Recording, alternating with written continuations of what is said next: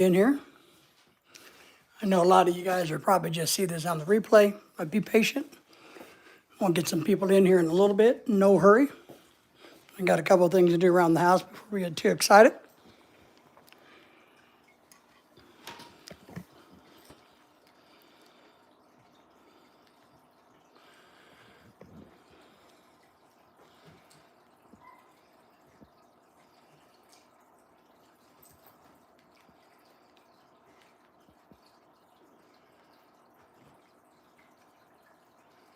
Come on.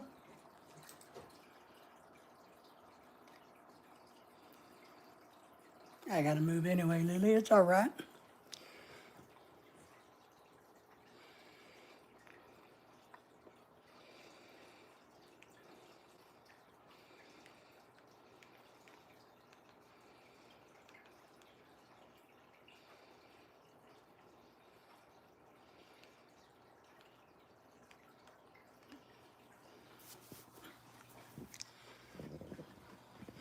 Thank you for the thumbs up. Ooh-wee. Busy day. It's Friday. It's Friday in America. Not for sure if it's a good Friday or not, but it's a Friday. I know it's kind of a chilly Friday where I'm at. I guess it's supposed to be a chilly weekend for the whole entire country. I was talking to somebody earlier about the weather, and he's from Minnesota. He doesn't live there anymore. And I told him, I said, you know, the best thing that could happen, you okay, Lily? The best thing that could happen for the state of Minnesota right now is for them to get a big ass blizzard. You know, like 7, 8 feet of snow, sub-zero temps, wind gusts 100 miles an hour to where it just freezes Minnesota. I think that'd be the best thing for the state of Minnesota, is to get some really nasty, nasty blizzard come in and just put the state in a deep freeze. You know, cool everybody off, send everybody running for the hills because it's too cold out, too dangerous, too windy, whatever it may be. Thank you guys for joining us. I need to get my office ready here. How are you guys doing tonight? What's going on in y'all's world? Don't be shy. Man, I'm already tired. Let me get this set up here. I need to work in my office. I need to rearrange it and try to get things situated better, but I'm a little bit of a slacker. Been working on some videos today.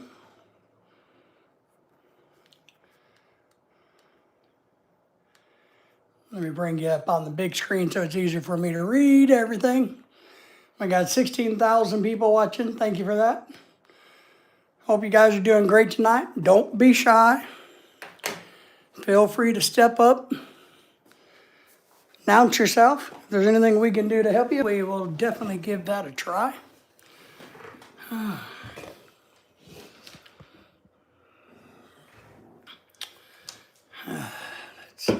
Souls in the house, yay! How are you, man? Hang on, I'm gonna adjust the camera. I think it's too high. So you getting ready for your surgery? Good to see you. Thank you for being here. Thank you for the thumbs up. Man. I feel like I'm discombobulated. You missed me? Well, I appreciate that. You know, we all get busy in life, and it's just kind of the way it is, right? There's nothing we can do a whole lot about it, but just catch up when we can. Maybe I'll make my face a little bit bigger.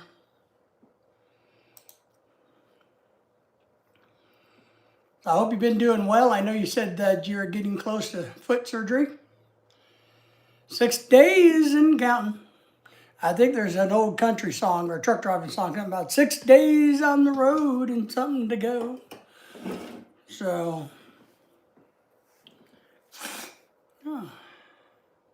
How's your weather? I'm sure it's nice and cold.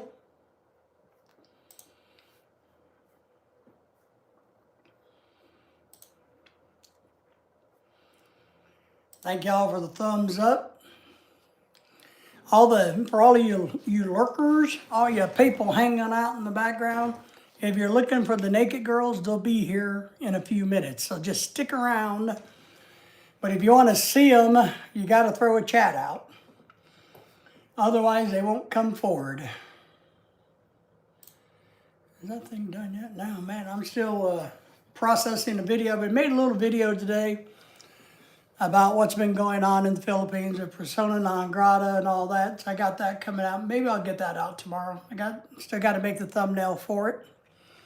So I got to work on that. I got doctor's appointments next week myself. I asked my wife today when they were.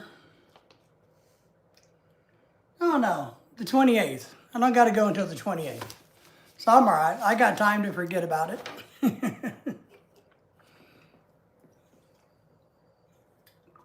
I enjoy very much forgetting about my doctor's appointments. That way I don't got to think about them. I just kind of wait until they happen.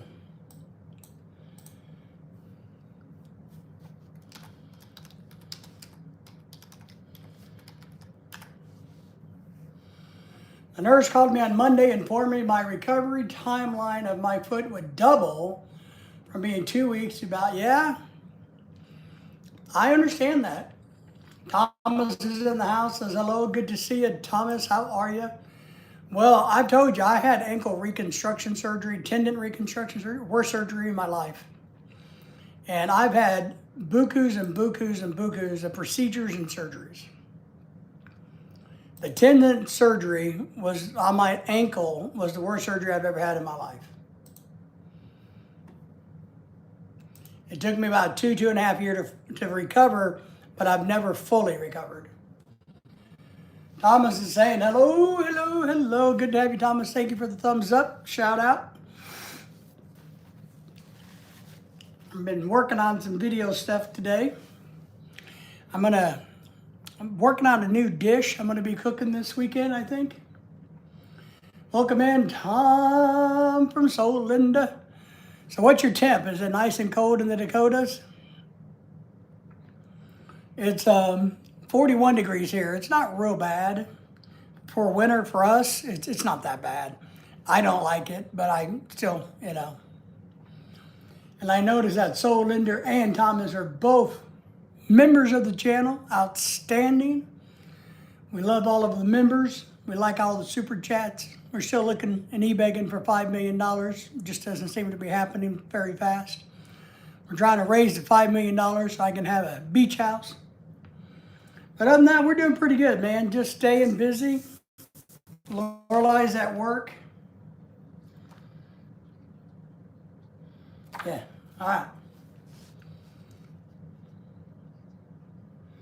Do you want to see, nice weather up here? Luke is in the house. Good to see you, Luke. Did you send me a picture of your weather? No. I saw that. Okay, I'm looking at it now, Solinder. You guys all say hello to each other, befriend each other. You never know when you may need each other. So Luke, thank you for being here. I do remember Luke. Now, I can't give you a lot of details about yourself, Luke, because it's been a while. How are you? Thank you for the thumbs up, by the way. I don't remember what part of the world you're from, Luke, but I remember the name, the handle. Always made me think of Luke Bryant, the singer on TV, when I see your name. Kind of letter association type thing. Oh, man. But yeah, I was talking to somebody today about all the garbage going on in Minnesota. And I'm like, I told him, I said, he's from there originally. I told him, I said, the best thing right now that could happen to the state of Minnesota is a big-ass blizzard. 2-3 feet of snow, sub-zero temperatures, high winds, Just something that will send everybody home. Hello from, let's just call him AB, Abdul. We'll call him Abdullah. I think that's how you pronounce that. Abdullah says hello, probably from India or Pakistan. Send you a video. I saw that on Facebook Messenger. I did. I just saw it. I'll have to watch it in a little bit. So, Linder, how's things going with the girlfriend and the family and everything else? School? Do you remember when? Oh, it's going to get colder here. It's going to get worse before it gets better. It's only January. We still got this in February to go through. We had the big baby shower. If you guys didn't see that, the Filipina baby shower last weekend. That all went pretty well. There's a live video of that. There's a big video out there and some shorts and things of that. You get to see all the girls doing the baby shower thing. So, man.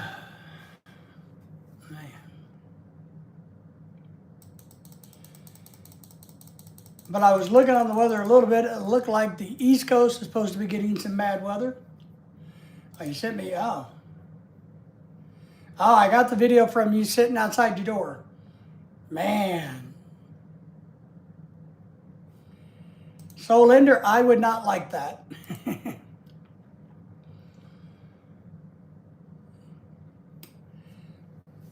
IR is rant. So, Linder, girlfriend, well, we celebrated Valentine's Day early due to my recovery. That's good, I guess, right? You gotta make sure you can do all the necessary things to celebrate Valentine's Day. You don't want to be laid up or hobbling around. Yeah, I saw the snow video, so Linder. Yeah. I don't know. As we've talked about over the years, I just can't do that. I hate it. I hate it here. But then again, this weekend, I guess, you know, Georgia and Florida and Mississippi, Alabama is all supposed to get chilly weather. I know a lot of people in Florida, we do, that are, you know, like, oh my God, I got to dig out my jackets. You know, I'm like, just give it a couple hours. It'll be fine. It's not going to be that big of a deal in Florida, I don't think. You know, last year this time, the Gulf Coast, the Gulf of America, got snow. I don't know if you guys remember that here in America, but the Gulf of America actually got snow last year. So it wasn't big. I think it's about a half an inch. So, but for them, it was a pretty big deal. To see the beach, you know, down in Alabama and Mississippi covered in snow was pretty cool. Kind of cool. Let's have another cold one.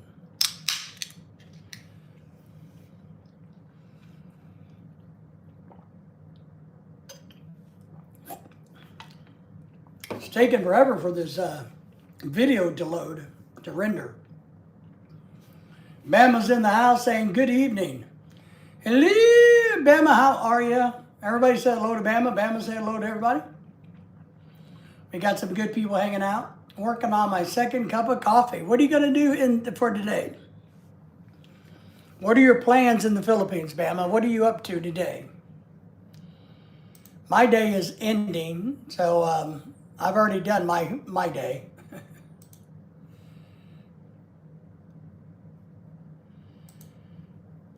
I worked on a video, trying to get that out. Had to do some other things, and then of course I didn't do a whole lot of anything because that's what old people do. We don't do a whole lot of anything.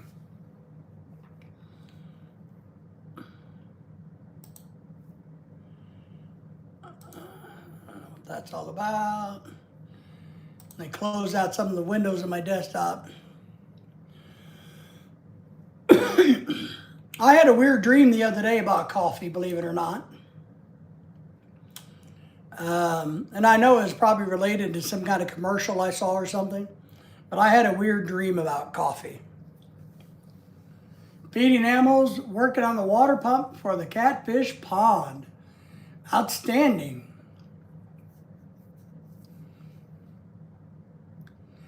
Yeah, water pumps are important to use and to have.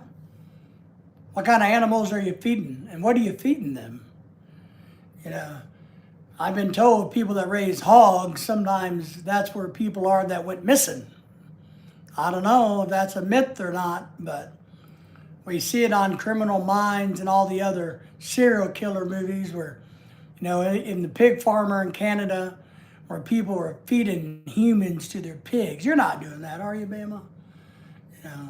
So be surprised what people would do, though, right? Oh my goodness gracious! My wife has a birthday coming up in March. Man, I'm already wore out. We buy the local feed for them all. All right, catfish, chickens, and duckies. My wife always wants to raise chickens, but I would get stuck taking care of them, And then, of course, we live in a city-ish, so we have rules about how many chickens you can have. But I would wind up having to do all the work. And then, of course, to be honest, I have a lung disease that disqualifies me. They don't want me to be around birds. So I'm not supposed to own birds or be around birds due to, man, I can't think of the name of that disease now. It's a great big long name. Hiptoposmasis, maybe, something like that. Can affect people that have lung diseases kind of like mine. Mine's not that disease. I can contract the bird disease pretty easily. I had a friend in high school who contracted it. He worked in a poultry farm and he contracted it, and they literally had to go out and cut veins that were diseased out of his body, up and down. They had to go out and literally take dead veins out. Thank you all for being here. Got a whole bunch of people in the background. You guys don't be shy. It's okay on this channel to be brave. Yep, if you don't have a lot of space, it would be over. Yeah, I agree. Plus, I would want to do them free range. Here's a great big fence. There you go. Because one, I don't want to clean up chicken poop. I don't want to have to clean a cage up that much. I know you got to clean out their houses and stuff sometimes, but I don't know. It's just my wife has a fantasy about raising chickens so she can eat them and eat the eggs, but it's not going to happen. Not going to happen. Yeah, free range. That's the way you'd want to do it. My wife likes to eat boiled eggs. So she eats a lot of boiled eggs. Her and my dog Lily. So I bought one of those boiled egg cookers, steamers, which is really cool. I did a video on it, I think, yeah. Off of the internet that kind of comes from Asia. And basically you take it, it's a little tray that has holes for your eggs. It's like a little popcorn maker, it looks kind of like a baby popcorn maker in a way. But you put water in it, and you put the eggs in there, you poke a little hole in the eggs, and you flip the switch, and depending on the amount of water you put in there, it's how long they cook them for. So, I cook them all the way through because she likes them hard-boiled, not soft-boiled. And man, it saves me a lot of effort and work. I just put 6 eggs in there, put the water in there, hit the switch, it goes off, it shuts off itself. Easy peasy. I like it. It may even came from Japanese, I don't know. I make a lot of boiled eggs with that for my wife because she likes boiled eggs. I don't really like eggs that much. I like deviled eggs, but I'm egg salad, potato salad, but I don't really like eggs. I don't really like cooked eggs that well. I like runny eggs. I don't know. Just not into eggs, but she likes them. Our dog Lily likes the hard-boiled eggs. I'll give her a whole hard-boiled egg and she'll take that and run under the table with it. Eat a lot of eggs too. Well, they're good for you, supposedly, right? They're not. I know I saw something because my wife likes eggs so much that today I talked about hard-boiled eggs are best for you versus any other kind. And I don't know if that's because if you fry them, you put grease or butter or something on them, it makes them not as healthy. But they eat hard-boiled eggs. But I'm telling you, that little cooker You can get them. You can get them where they do 6 eggs, 12 eggs, 18 eggs. I saw one big industrial type that you can do whole flats of eggs in. And man, it boils all these eggs like that using steam.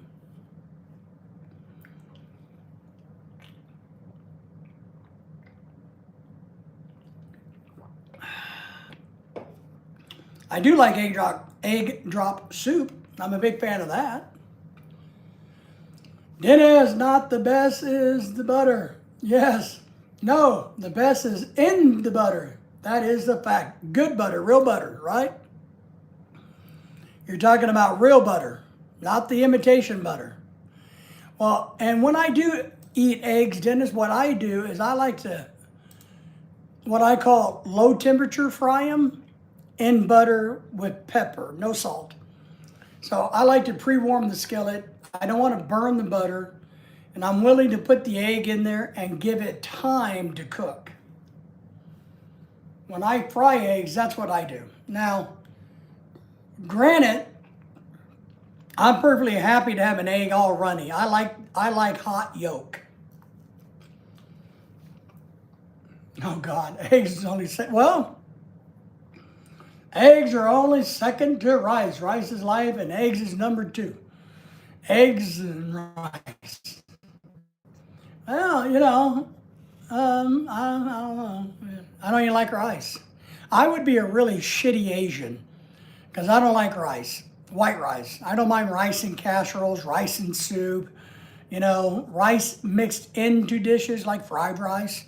I hate white rice. Plain, boring white rice, no. So I would be a very, very, very bad Asian. Dennis, how are you? How's the Great North? It's chilly here, but nothing to write home about, I don't guess. Lorelei's busy planning her birthday in 2 months already. It's been 6 months. So now she's down to 2 months, so, you know. She's luckily, I guess she's going to have it here at the house, which will save her a bunch of money. Because the baby shower went so well. The baby shower went well. I like rice, but still need my potatoes. I like potatoes. And maybe that's, you know, because that's how we were born and raised, right? If we were raised on rice, maybe it wouldn't be a big deal. But I prefer potatoes over rice any day, any day. In fact, I think it's funny because the difference is Lorelei will eat just rice, right? They will eat rice. But I will go and buy mashed potatoes, really good ones, and buy 2 or 3 pounds and put it, you know, and eat on them like, you know, she does rice. I guess it's okay. But, and the weird thing is, if I do eat rice, I like to put gravy on it. If I eat mashed potatoes, I put gravy on it, right? So I mix something on top of it or with it anyway. So it's just it is kind of funny. And I don't think there's probably much difference between potatoes and rice nutrition-wise. I think it probably all depends on how you prepare it. But I like potatoes, you know, fried taters, mashed potatoes, lionized potatoes. Oh, I had to teach people here how to make fried potatoes. Yeah, I had to do that with Lorelei. She's never made them. She could care less. But I showed her one time how to make fried potatoes. You know, so you got to put my southern accent in that to talk about fried potatoes. You got to put that accent in there, potatoes. But she never liked them. She went, oh, you know, I'm like, well, you know, just like a French. Now she'll eat French fries, like Ore-Ida French fries, or she likes McDonald's and Sonic French fries. But, you know, home style fried potatoes like we would make, nah. Ah, really? That's interesting. My wife doesn't really care for mashed potatoes at all. I mean, she would pick the bacon off. Yeah, she's not into that. You know, loaded baked potatoes here, or loaded mashed potatoes or baked potatoes. I prefer baked potato loaded versus mashed potato. I like mashed potato with a little bit of cream cheese in it, believe it or not. Try that. It melts it, makes it creamier. And then I like it more traditional. Baked potatoes, I like to twice bake them and then throw all kinds of crap you can find on it. Salsa, bacon, cheese, little crunchy things. That's good. I like that. But mashed potatoes, I guess growing up, I always had mashed potatoes, and you take your spoon and you put a little divot in it so that when you put the gravy in there, it holds the gravy for you. I kind of like that. I do make, my grandmother, when I was a kid, showed me how to make potato cakes. Yeah, they're all right. Sour cream, butter and chives, bacon and cheese. There you go. Sour cream, I like sour cream. I like butter. I like chives. I like bacon, and I like cheese. And I like potatoes. So there you go. You got a good combination. And also a little cream cheese. The other thing that a lot of people don't know, you can mix a little bit of provolone with your mashed potatoes. That gives it a really, really nice, interesting flavor. It's kind of a dressed up flavor. I saw that. My brother had a friend who was a professional chef who worked in high-end restaurants, and he's like, nah, here's how, and he taught me how to do that. He's like, here's what we do to give them a little bit of an elevation. They did use chives, but they would use provolone and cream cheese. And they were really good. And they would cut down the milk content. It's like making corn muffins with honey and coconut milk, coconut cream. I've been doing that lately, which I probably need to mix. This weekend I'm going to try to make empanadas. Empanadas! Who wants to be an empanada? Garlic is always good. Onion's always good. Oh yeah, sounds good. I also throw a little garlic in it. You gotta have some garlic. I'm gonna try, I'm gonna make some thin crust pizza dough. Now, it's not from scratch, it's pre-packaged. I just gotta do the rest of the work. Meaning, I gotta mix it and everything, roll it out. But, I enjoyed empanadas in the Philippines very much, really did. I don't really like the empanadas we have in America because they're all fruit empanadas, and I like meat in my empanadas. So I decided, after talking to all of us here online, having this debate about sloppy joes in Manwich. Apparently Manwich is sloppy joe, but I don't really like Manwich. It has too tomatoey. So I found another company that makes a sloppy joe. They call it the original sloppy joe formula. And I bought that. So, but I'm going to elevate it. I am going to take the sloppy joe mix, but instead of using ground beef, I bought some really nice steak meat, chopped up steak meat at Sam's Club. And I'm going to use that instead of ground beef, and I'm going to let it soak and marinate. And then I'm going to stuff thin crust pizza in the shape of an empanada with the filling and make an empanada that way, out of sloppy joe, steak sloppy joe. Yeah, well, same here, and that's where we kind of got in this debate. Is sloppy joe Manwich or is Manwich sloppy joe? So I went to Walmart, I got a can of Manwich, and I read it, and it claims to be sloppy joe sauce. But they call it Manwich, but it claims to be sloppy joe sauce. Ken Kane's in the house, Greenland's in the 51st state. Maybe I just got done, it would not become a state, first and foremost. But I just got done buying 1 million acres of land in Greenland. So that way, when we settle Greenland, I can sell my acreage and become rich. I didn't have a fantastic grilled ham and cheese sandwich or tomato soup. Great combination. And I'm not for sure if Greenland, I can't see us taking absolute control over Greenland. I just can't see it. I mean, we could, but I don't think it will happen that way.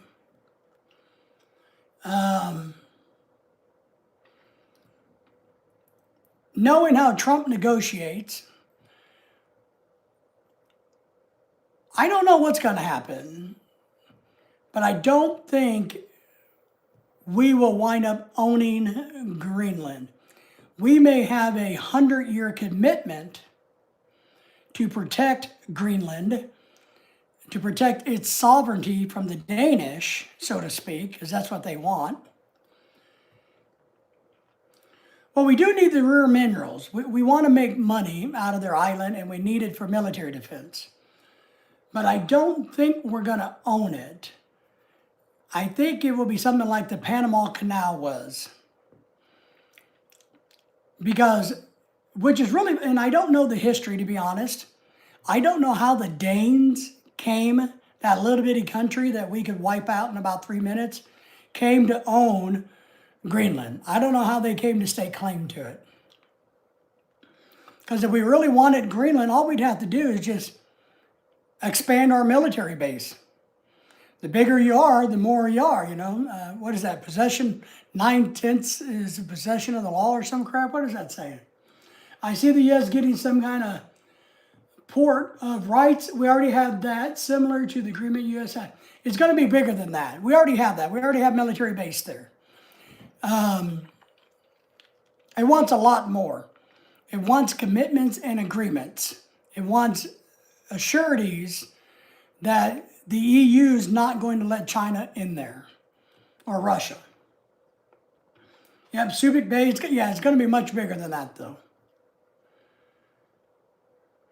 Well, I know they got there by a boat 800 years ago, but how come nobody ever took it away from them? I mean, that's like, you know, the best NFL team playing a junior high football team. Why didn't somebody just say, no, we don't want you to have that? Why didn't England do it? England could have just told them to go away. That's mine now. You know, why didn't that happen? Why didn't Russia do that? Why didn't China do that? I don't know.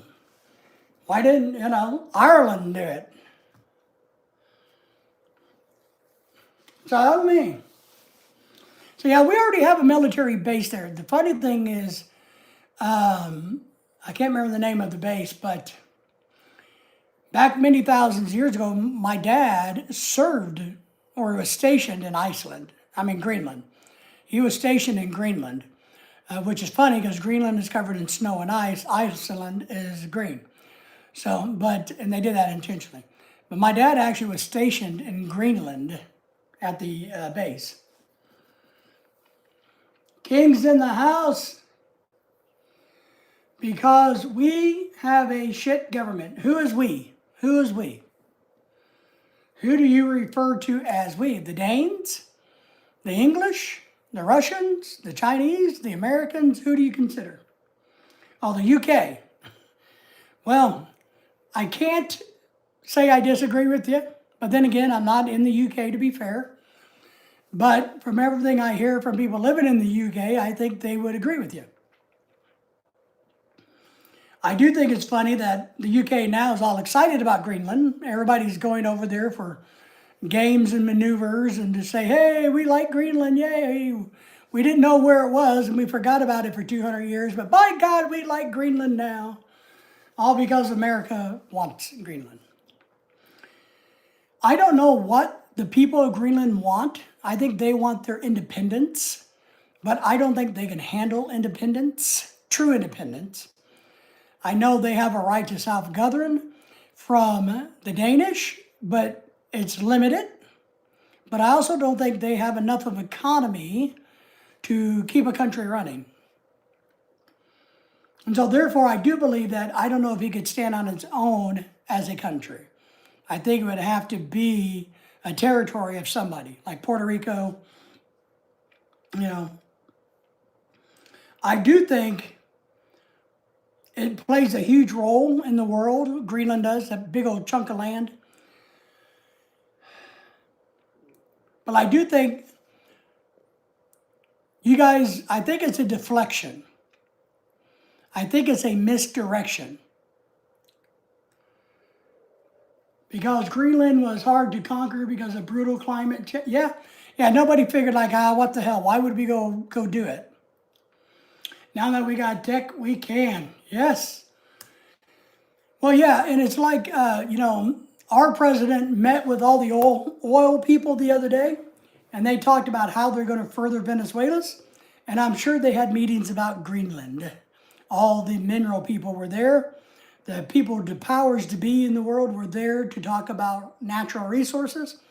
I got a feeling Greenland came up behind closed doors. They may not mention it too much in the public meeting, but I got a feeling they all went, Mr. President, we're ready to go into Greenland. We have the technology to go get that minerals. Because apparently that's what we're going to do in Venezuela now and build them back up. Even though Russia has better Arctic weapons, so the USA is scared of. Yeah, I agree. We are. Russia and China both have worked on having a strong presence in the Arctic. They just have. They built ships, icebreakers, technology that works better there. They are so far ahead of us, it's unbelievable. We're probably 20 to 30 years behind them. I think it's a misdirection. I think it's to keep people talking about something else that he's working on, like maybe Cuba. Don't be surprised if Cuba turns around and becomes a territory of the United States. So maybe a little bit of a misdirection, Imagine if Alaska was Russia still. Oh, yeah. Yeah. We'd have had major issues. I would agree. And I don't disagree with the Monroe Doctrine, how we have to protect our borders. You guys should do the same. So I'm okay with that. I understand people don't like it in today's world that people shove back. I mean, China's doing it to Taiwan. So, China tried to do it with Panama, and Trump ran China out of Panama and got them back under the flag of America. So, and that's what that is protecting the sovereignty of the United States is one of his big goals. But he's a business guy. There's money to be made. They're going to go after it. There's no question that if there was no money in Greenland, we wouldn't be that excited about it. We'd still want it from a military standpoint, but no money, there's no honey.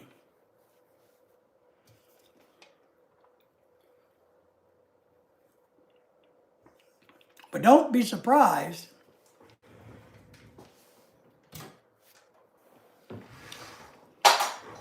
crap, I dropped something. Don't be surprised in a couple of months, the new Cuban government goes, we want to be a territory of the United States.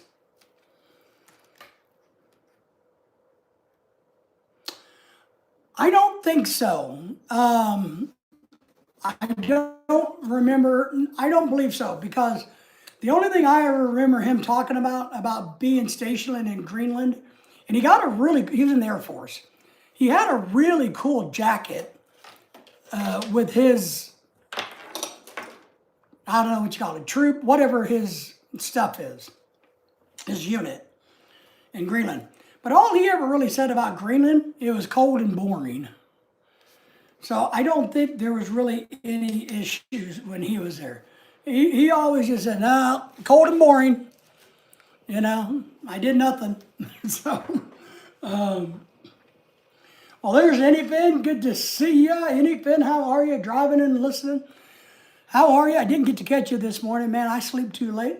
How are you, Anyfin? How's it going on in your world?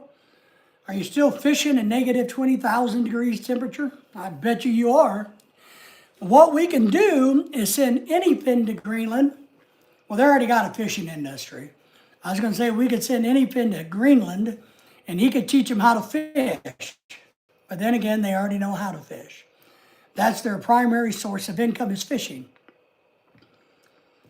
Better cold and interesting like now, he was like, yeah, this is, God, 40, 50 years ago, So how old am I? Had to be 60 years ago, 65 years ago. I mean, really long time ago. Ice fishing here, oh man. That's crazy. I just can't do it. But then again, if we can show the people of Greenland, look, you can make so much more money working for our companies that's going to take your natural resources. They may be excited about that. But I don't know what the population of Greenland is. I know it's kind of like Canada, where the majority of the people live closest to the American border. I know Greenland, most of the people live at the southern tip. So, you know. But I do think Cuba is the prize. You guys write this down. Yeah, I know you all keep a notepad next to you like I do. I write a lot of notes every day. So I know you all have one. So I want you to write this down. The leader of the PAC says Cuba is the real prize that the American government is going after. All good ice fishing. So when you go ice fishing, are the fish already frozen when you catch them?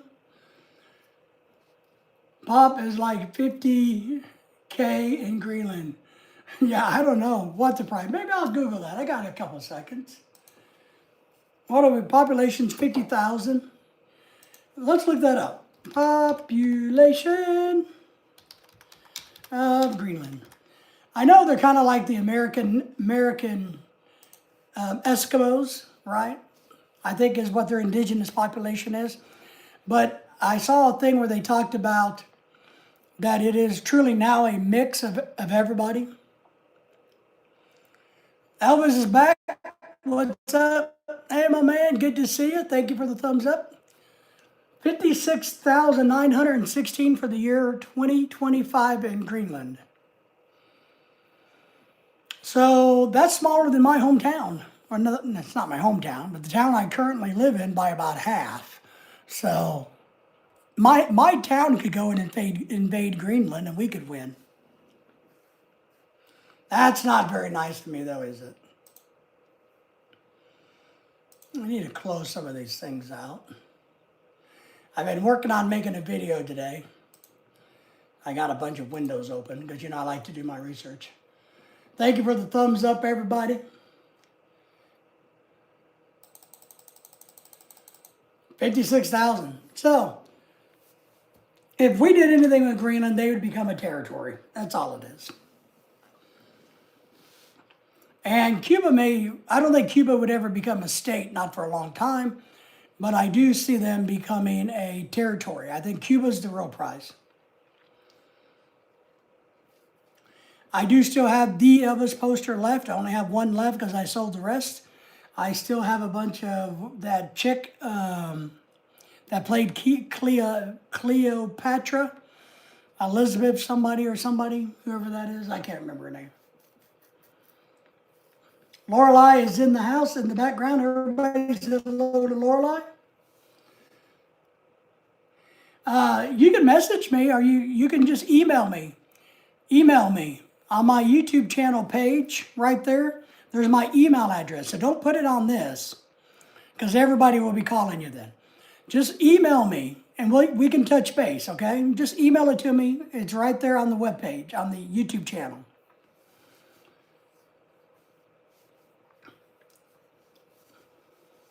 So yeah, I think, I don't know how difficult it would be to get the natural resources out of Greenland, but I know there's a lot of companies that are more than willing to try. I know a lot of the companies now are very excited about opening up Venezuela's again and going after their oil. Dennis is going to move there and supervise all of the Venezuelan, is that the term? Women. All the arm candy for Venezuela's, Dennis has volunteered to go there and to supervise. My email address is not working? Sure it is. I'll type it in here. Here's my email address. Everybody say hello to the Philippine-American couple. That's the wife.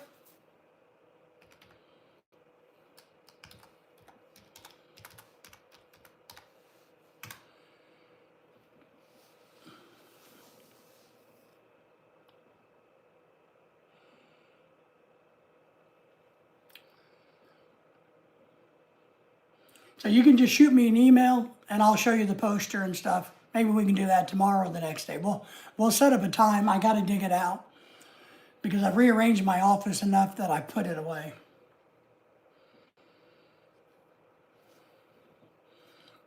And of course,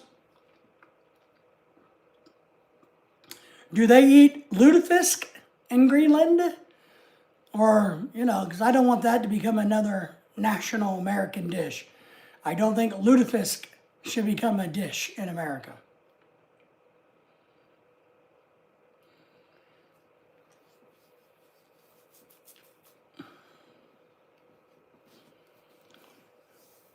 Has anybody ever heard of lutefisk? It's a Swedish thing, a Norwegian thing.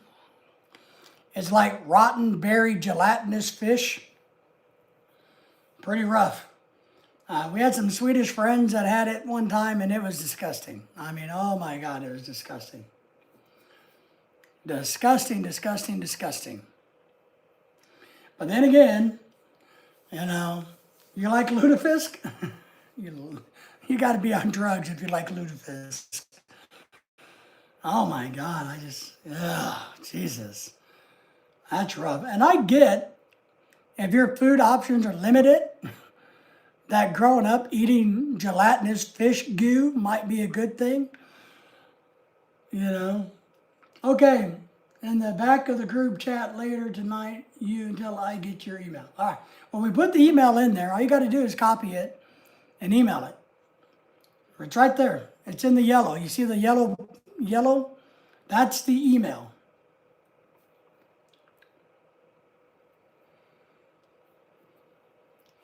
So I don't think I can do a diet of lutefisk.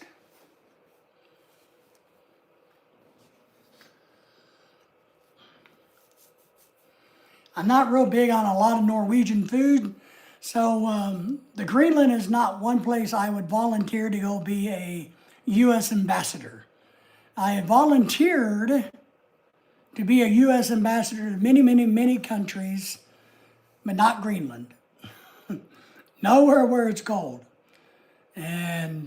But sadly, they've never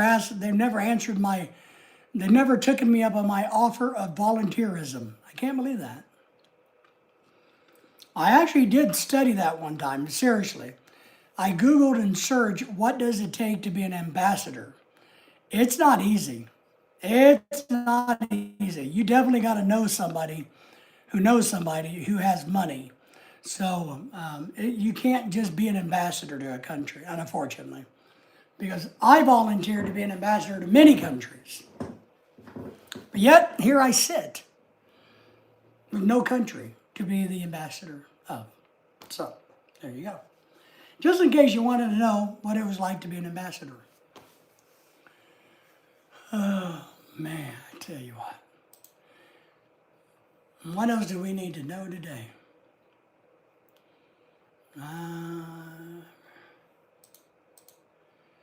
Let me go over here. I know Pat wanted me to message him when I go live.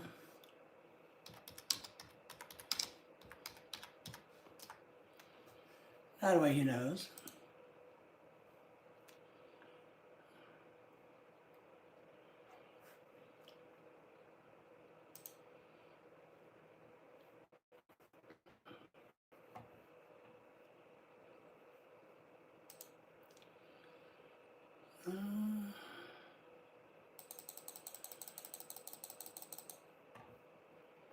But I do think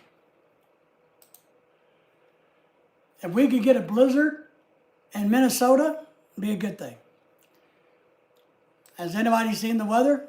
Our friend Pat and Ken and everybody over there getting their butts kicked with the winter weather? Let me see. They're over in Indiana, the East Coast.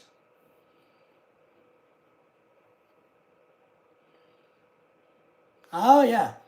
So it looks like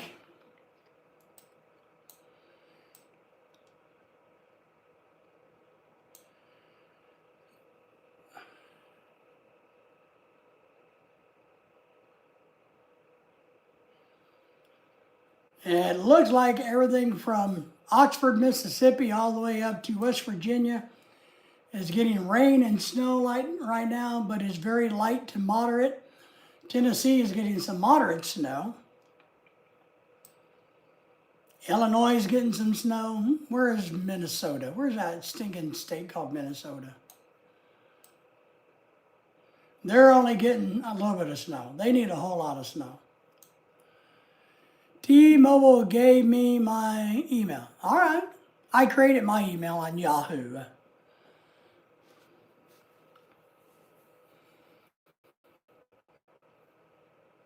New York, but for where we're at, pretty mild.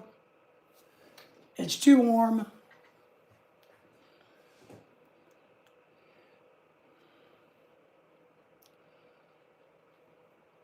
Lorelei, the wife behind the scenes, says, I smell shit.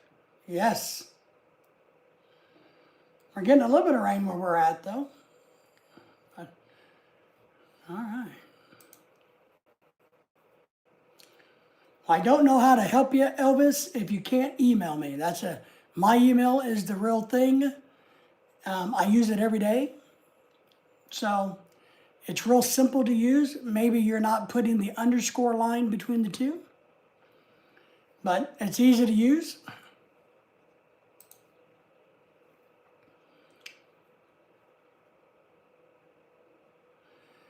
I think some of our protesters in America are starting to learn lessons the hard way. You know, I've been watching some of the protests going on. I think it's kind of funny because a lot of them don't even know what they're protesting.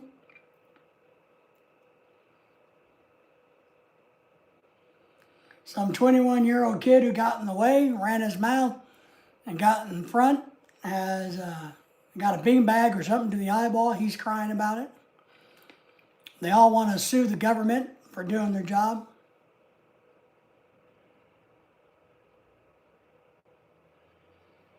Well, you're welcome to give it to me, but I don't.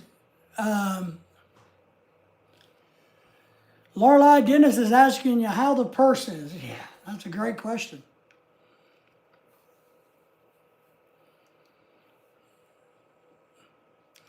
And I think she has plans to get another one. Lorelei's saving money, Dennis, to get another one.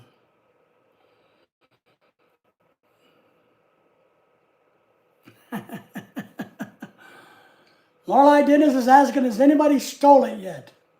Not yet, but I think we've learned our lesson from things walking away at this house. We lock everything up as tight as drums these days, Dennis. You know, we know that we can't trust anybody. Have you ever had an old one or one to resell? Let me know.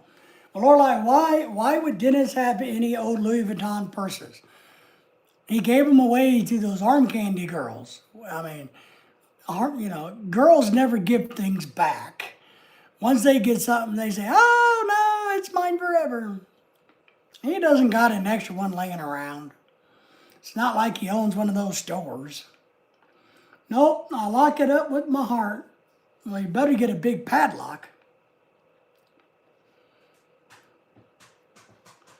Dennis knows how the world really is there, Lorelei.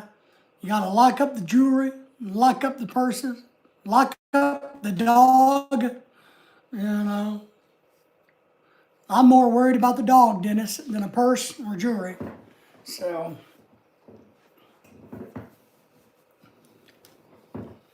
one LV and one boob job to the All-Star Arm Candy lineup. That's right. Give away one LV, give away one boot job. Dennis? I'm trying to think about how to phrase this question. Out of the two, Dennis, I know which one you probably got the most joy out of, but which one did you enjoy giving the most? Not your pleasure, but the pleasure of giving and gifting. There's my email. All right, I'll check my email a little bit later. I'm online currently, so it's kind of hard to do. I'll check for your email a little bit later. But we know which one you probably enjoyed the most. And Dennis, I've nominated you, even though you're Canadian, to represent America in Venezuela as the leader of the arm candy. So I'm going to nominate you. Always living like a bombshell. Bombshell. I'm already there. I know, but don't you want an official title? You know, official recognition? It'll get you bigger arms. That way you could have more candy.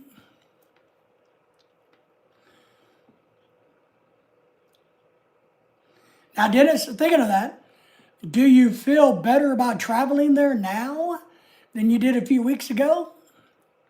Arm Candy Commander, General, that's right.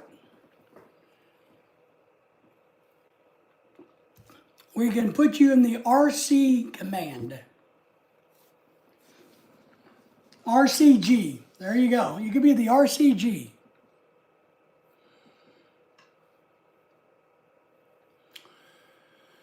Lorelei says, based on your ladies, they all look like models.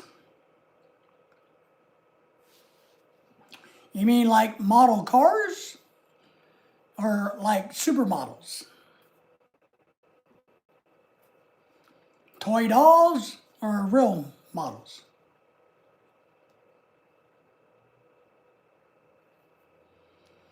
David is stuck on me. Don't you mean stuck with you? I think there's a difference between stuck on and stuck with. Elvis says, I fractured my foot. That sucks. Our friend Solinder up at the top is having foot surgery himself in 6 days. So he's a little worried about it, but I told him it's going to be okay. He's got 4 weeks to recover, but he's got a super hot girlfriend, he says, that's going to take care of him all the way. Fine. What's fine? My hat?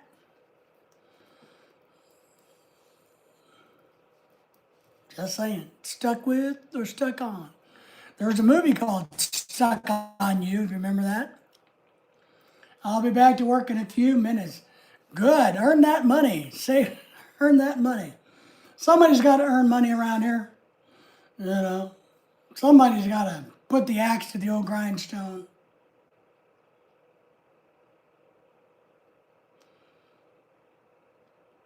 I'm going to give Lily an egg later. LB, make more money. Yes, make more money. Make that money, honey. You can never have too much money. Now, you could have more money than you need, or you can spend, but you still can't have too much.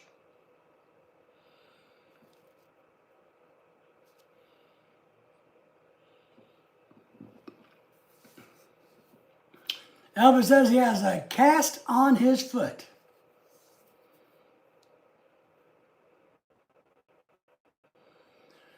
I had a nosebleed before, and I am sensitive to smell shit so quick. Don't put your nose where shit is. I'd probably let you have the poster for $500.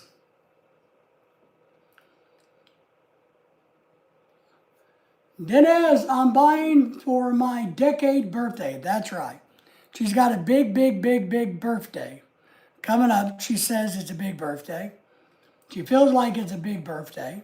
So she's going to buy herself another thing for her big birthday. LV is spoiled.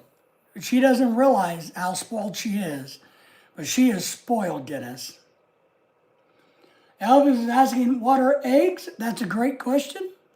I would recommend Googling it and seeing if you could teach us what eggs are. Who is Lily? Lily is a flower that grows usually in the southern part of the United States. I'm a big fan of them. They are some of my favorite flowers.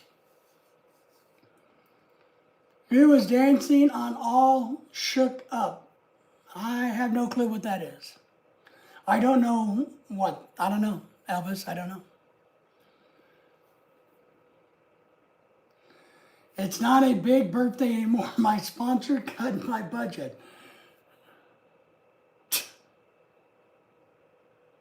Dennis, this is where the guilt trip comes in.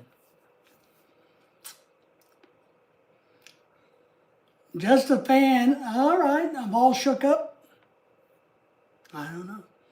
I know a lot of people shake up their drinks, like mixed drinks are shaken, not stirred. Just a fan. How about 15? 15 what? 15 flowers per week? My house party, not an event. Yeah, that's right. Mr. PAC is bad. Yeah, it's all my fault. I know. It's my fault that she can't have a gigantic party at a paid event for a bunch of girls that will not appreciate the party. So yeah, it's my fault that she can't do that. Because we know, Dennis, that these girls really don't appreciate things. They come for the free food and to take their pictures, but they don't really. I don't think most Filipinos like each other. I really don't. I don't think they like each other. I think they like talking shit about each other, but they don't really like each other. Unity gave Lily eggs. Yes. Are you on drugs? Who, me? Yeah, I'm always on drugs. Or Dennis. Dennis might be on drugs. Elvis is definitely on drugs. So you were playing an Elvis song and was dancing. You fractured my ankle, my foot. There you go. There you go. That's what you get for dancing to Elvis. You know, Elvis never fractured his ankle, so what's wrong with you? They think when you do party, you make more on it, but it's losing money. Yeah, parties are always a loss of money. There is no money to be gained at a party. There's just not. Otherwise, it would be an income source. It would be employment. It would be a moneymaker. It would be a job. It would be a business. Miss LV, Dennis, yes, he did. Look it up. But I can't look it up. Elvis is dead. I can't talk to him anymore. He never takes my phone calls.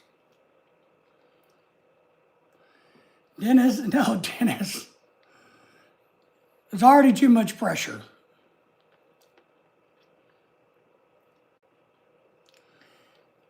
No, $500 and no. Are you on drugs? I'm not a cheap person, Dennis. I just add the detail when the evaluation comes. All right, well, yeah, whatever. Dennis, I'm going to send her to your house, and you guys can do the party up there. In the frozen tundra with the Eskimos and the penguins.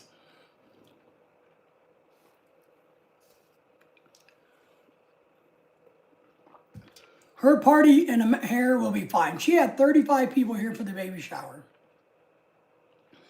One other party, she had 50 people here. No, Dennis, quit encouraging the bad behavior. Remember, she's a Filipina, not an American.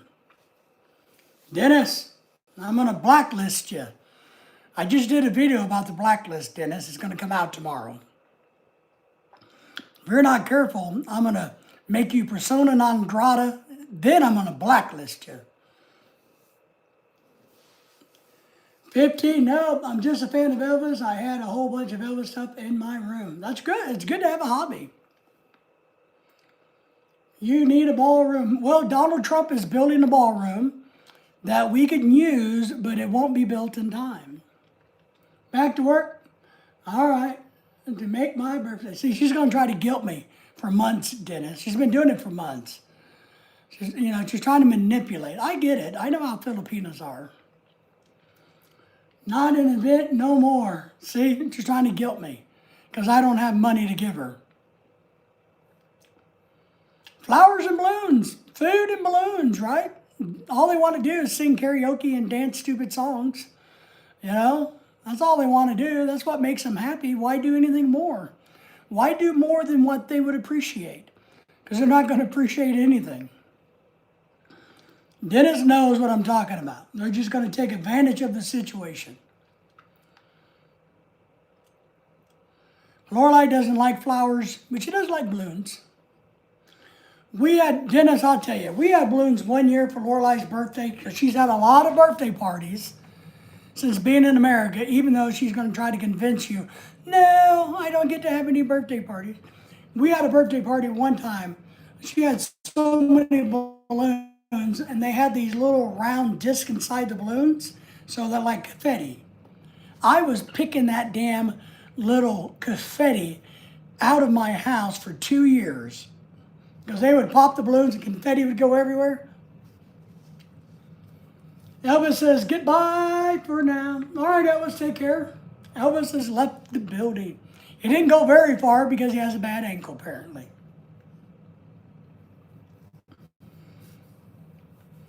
I don't know. You know, if I had all the money in the world, Lorelai could have any party she wanted. But we don't, and I got to save money for her future. She doesn't understand what I save today is for her future. Because I won't live forever. And she's going to need a lot of money after I'm gone, Dennis. Elvis likes that. See, Elvis? You know.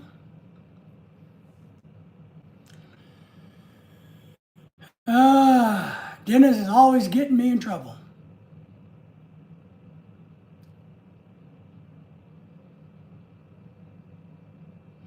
That's what I said. That's what I said. What were you doing at the Vanity? It's kind of weird.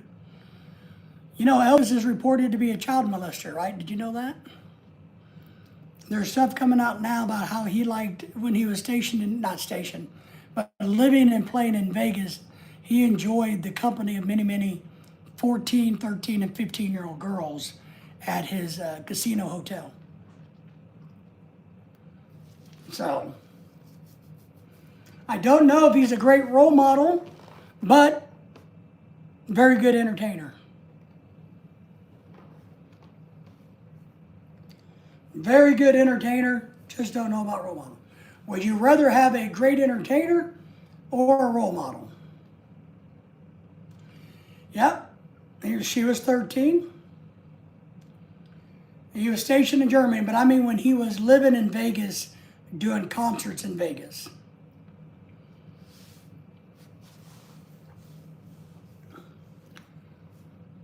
But that's all right. Who's the equivalent of today's Elvis? Would it be me? Would it be maybe that guy that got arrested here recently? That actor who was on the run for dating boys or something? I can't remember his name at all. But yeah, you can't do that. So yeah, Dennis, I'm working on a video. I got to make a thumbnail. The video's done. I'm just trying to create a thumbnail where I have a video. I'm going to talk about the Philippine blacklist and persona non grata. I try to keep this video pretty short.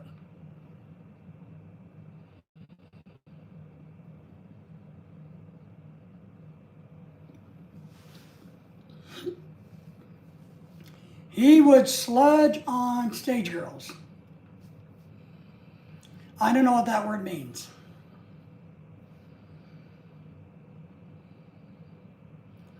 I wonder how much money he died with. Does anybody know? Was he rich when he died? Or did he die broke like so many famous people? It is shocking in the world today how many famous people seem to die. See ya, Elvis. Ozzy's in the house. Ozzy, is it negative 27,000 degrees where you're at? Are you buried in the snow? How are you? Thank you for the thumbs up. Appreciate you. Ozzy, I'm very excited. This weekend, there is no party here. It's time to celebrate. Hey, what's up with the girls? What girls are that? You mean the naked ones that are going to be here any minute?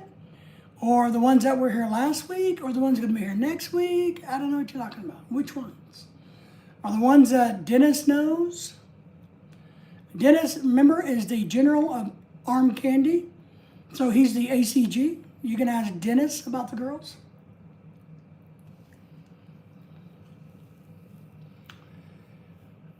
$500 prenup. I don't know what you mean by that. 14 degrees, no snow at the moment. All right.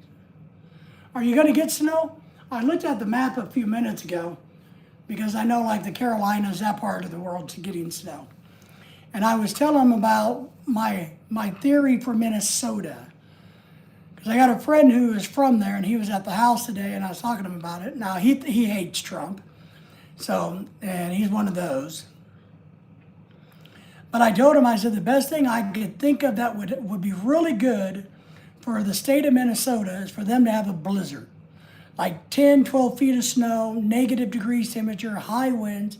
A full-blown blizzard would be really good for Minnesota at this time. Yes, last week he died with 5,000. Okay. Supposed to be messy for you tonight? I'm really surprised that we haven't had any bad weather for us. It's a little abnormal for us. We should have already had some bad weather.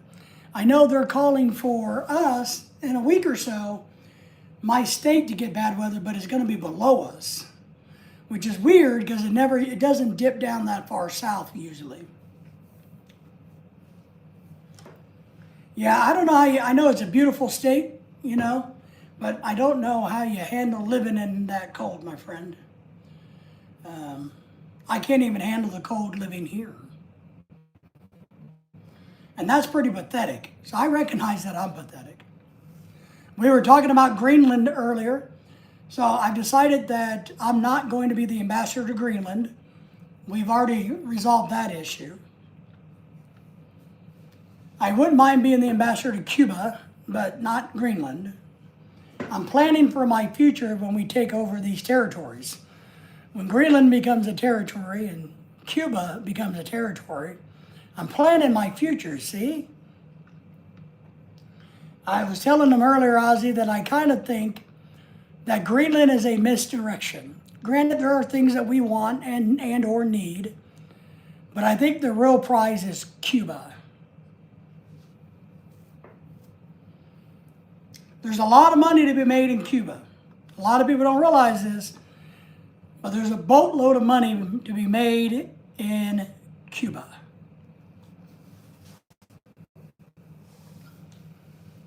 But yeah, we haven't had any really bad weather here. But yes. I got a friend that came by today. He told me this is silly, but just something I'll tell you. So he's got I guess he's got more money. He got more money than I have. But,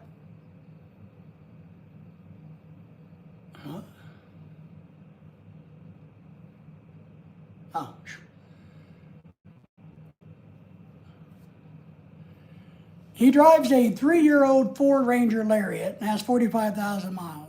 And I guess he's bored, so he's going to go buy him a brand new one. Exactly the same as his current truck.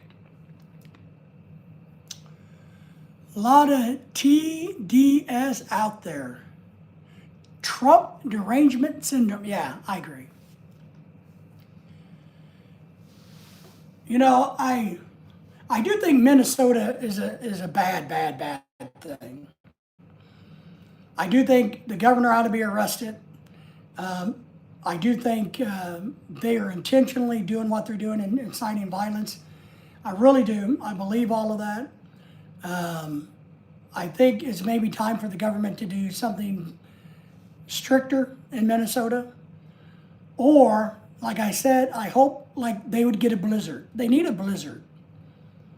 They need Mother Nature to come in and give them 6, 7 feet of snow, blowing snow, where everybody goes and hides for 2 or 3, 4 days. And all the agitators who are not from Minnesota will pack their shit and get, because you got to remember the majority of the people aren't really from Minnesota or Las Vegas or wherever these riots are. You know, they're bussed in, they're hired employees. So, but they will beat feet if the weather gets too bad.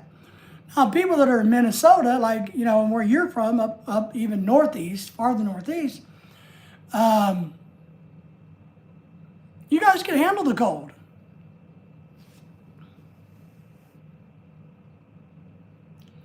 Oh, I just saw something interesting. Man, I'm dizzy today. Inside, there's apparently a factory in the Philippines producing classic World War II Willys Jeeps. I just saw a news article about this. Let me see if it's real.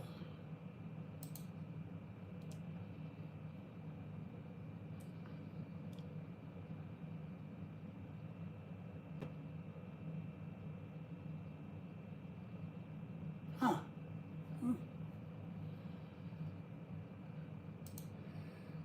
Apparently, there's people in the Philippines making classic Jeeps. Okay. Didn't know that. I like those Jeeps. Yeah, I like them too. I think they're really cool. My only problem is if you got bad knees and ankles like me, they're really hard to drive. Because remember, if you look at those Jeeps, your knees are up to your chest. You know how you sit in those? Because the seat is so crunched up.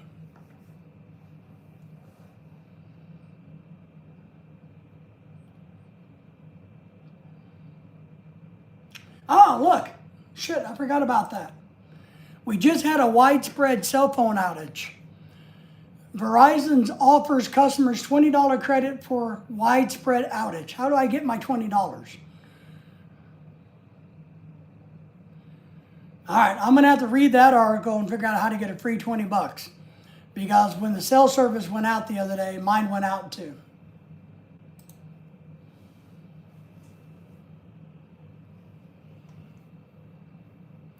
Yeah, you're a tall guy with bad knees. I'm a short guy with bad knees.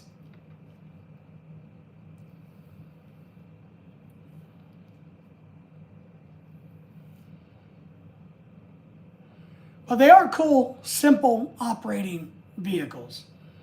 They really are. I mean, we like convertibles, but we don't even have a convertible anymore because all the convertibles are so low to the ground, it's hard to get out of them. I'm a big Mustang convertible fan, and we've had those over the years. And when you get to that point where you got to kind of crawl out of them, you know, they're not as fun anymore. Your internet's been wonky? Well, yesterday, I think it was, there was a nationwide outage in the cell phone world. So if they're offering a $20 credit, I'm gonna hit them up for my 20 bucks. Well, technically 40. Lorelai's phone and my phone both. Because we have Verizon, but it also affected everybody else. AT&T, Infinity, all the other people.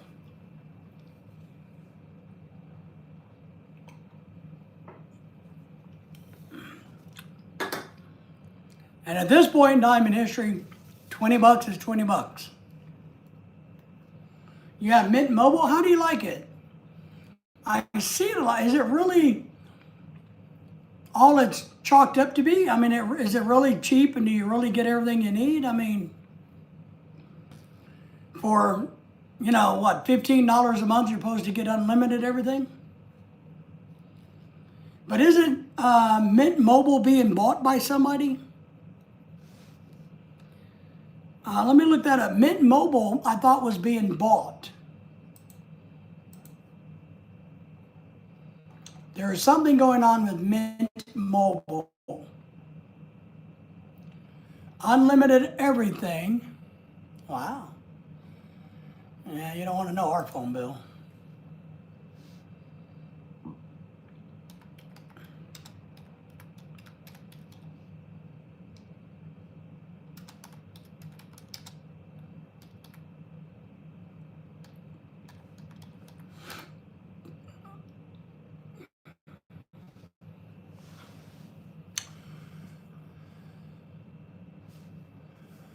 I thought I saw, T-Mobile. T-Mobile is buying Mint. It already has done it. T-Mobile has officially acquired Mint Mobile, Ultra Mobile, and Plum. So it made Ryan Reynolds very wealthier than he already was. 15 a month. I wonder if it's going to stay that way with T-Mobile.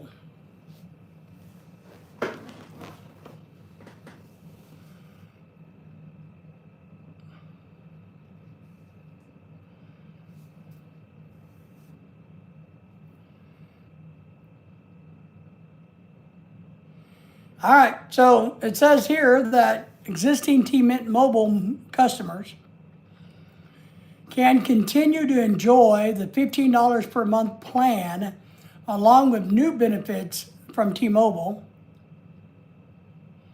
such as scam screening and free roaming in Canada.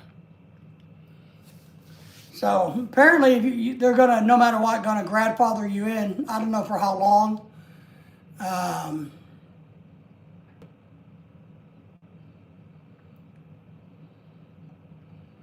But I know Ryan Reynolds has a boatload of money already, and I think he's Canadian.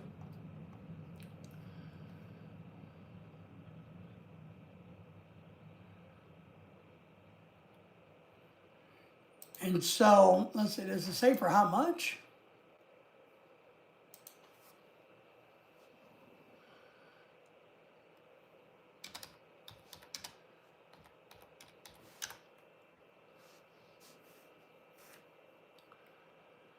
$1.35 billion. And all I need is $5 million. You guys hear me out there? I just need $5 million. Mint Mobile has sold for $1.035 billion, or is it $350 million? $1.350 billion. I just need $5 million. That's it. And I'll be set for life.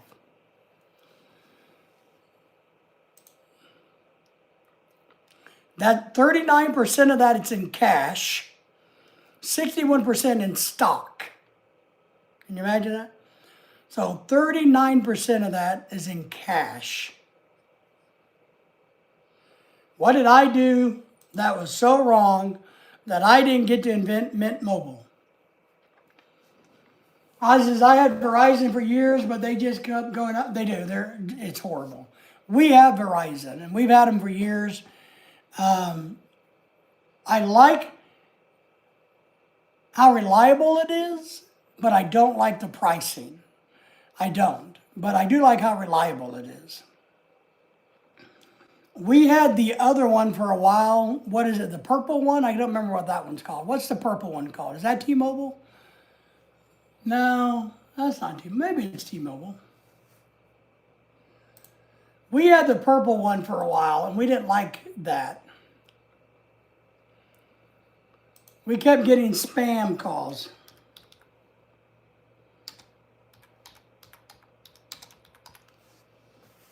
What is the purple one? Maybe it is T-Mobile. T-Mobile is the purple one, or the pink one, whatever. We seem to get boatloads and boatloads of spam calls when we were on T-Mobile. I do remember it being cheaper, but I remember having a lot of problems with it.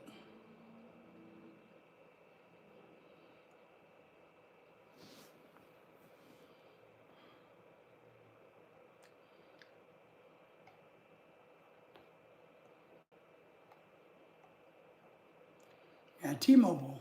Yeah, that's it.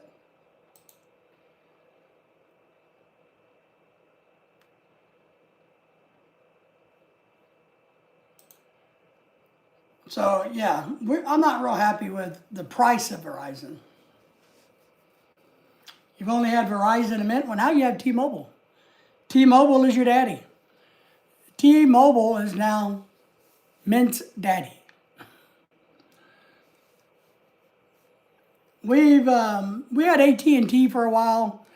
It was okay, but I don't know what reason, but for some reason we preferred Verizon to AT&T. Then we had T-Mobile, and we didn't like T-Mobile. So we went back, when we got back into the United States, we went back to Verizon. And it is pricey. I often thought about going to Mint, because our phones are covered, paid for, whatever, we own our phones. And I don't want a new phone. I have no desire to keep upgrading in phones. I'm hoping I can get, another 5-6 years out of my phone. It's already 4 or 5 years old. Is what I'm hoping. But we'll just have to see how it goes. We did upgrade recently. Our phones had a software upgrade in it, where it kind of turns everything translucent. I'm still kind of getting used to the new update. You're going to look around for a different carrier? All right. Is there something wrong with Mint, or are you just bored with it, or?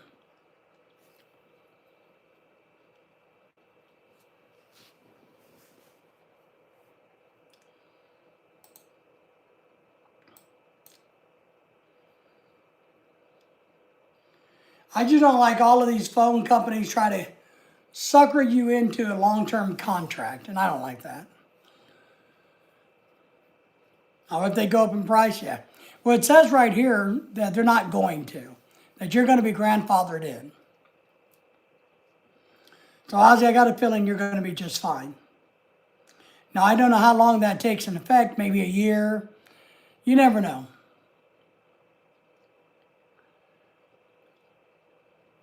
Patriot Mobile, never heard of that one. I think Elon just needs to all give us one of his satellite dishes and free satellite. Man, if he wanted to change the cell phone world, I don't know why he would, but I'm just saying if he wanted to, man, he could get everybody on satellite. And these phone companies, man, they'd go running. I don't know if it's in it. He probably doesn't care to, but, he could definitely drive the prices down for all of us. By making it easier and cheaper for us to get his product, maybe he could drive the phone bill down for us. Which would be nice. I'm going to send him an email when I get off of here tonight and ask him to do just that. I'm going to email him and say, look, I know you're busy and you're too damn cheap to give me $5 million, but could you announce that you're thinking about buying all cell phone companies? Get them in a panic because they're too expensive, and then have them start dropping the rates for us? We need the interest rates on houses, mortgages, because I want to buy another house this year. But I need way better interest rates than what's going on now. So we need to save money. I got a very expensive wife. Ozzy, Dennis knows. I got a wife who's turned into being very expensive. She wasn't this way. But somebody got in her ear and convinced her to be a very expensive wife. Pat's in the house. Good to see you, Pat. How are you? Good evening, everybody. Say hello to Pat. Hello, brother. Good to see you. I call him too and tell him to put you in for a raise. Absolutely. Outstanding. I would greatly appreciate that. Forget getting a raise. Just pay me. You got to be paid before you can get a raise, right? So I guess we'd have to just tell him to put me on the payroll first. Hello, Pat. Hello, Ozzy. Pat, do you got snow up there where you're at? Ozzy has no snow, but very cold. I have no snow and not very cold. Yep, Elvis was in the building, but he left the building because he apparently hurt his ankle. He said he was trying to take a pee and he fell down and hurt his ankle.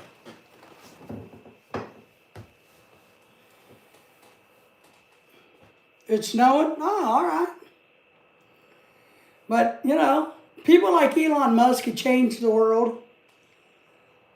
I guess he already is, but, he could do a lot of things for us just by irritating people and threatening them to buy them, you know. It'd be nice if he would buy some of the companies that I own stock in, because I think he would, make me money. Pat says, hello to you, Dennis. Good to see you, Mr. Arm Candy General. Pat, Dennis has a new title. It's ACG, Arm Candy General. Or the Canadian God, whichever you prefer. Everything going good, Pat? We hope it's going good for you. Pat, I'm going to try to make, and I'm going to live stream it maybe, this weekend. I'm going to try to make Sloppy Joe empanadas. So I'm going to try to make homemade empanadas with Sloppy Joe, steak Sloppy Joe in it.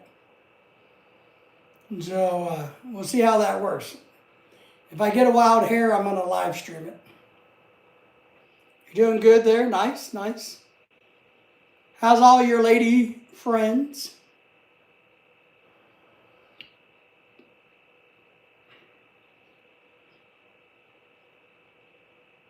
Sloppy Joe meat. Yeah, you told me that. You told me that. I think you and I talked about, along with you others, about Sloppy Joe and Manwich. I went and studied this. I went to Walmart, got a can of Manwich, looked at it. They were on clearance. I didn't buy it because I don't like Manwich. But it calls itself a Sloppy Joe sauce. But I dug around and I found the original Sloppy Joe sauce. That's way more expensive. Manwich was like 50 cents a can. This is like $3.50 a can. So I bought some of that. So, and I got some chopped up steak instead of hamburger, and I'm going to try to make that into empanadas. I got some thin crust pizza dough. So I don't know if that would be technically an empanada, because I don't know if empanada dough is different than pizza crust. Maybe it'd be more like a calzone, a Sloppy Joe calzone. I don't know. I'm going to have to study that. Is empanada dough different than any other dough, or is it just dough? I like empanadas, though.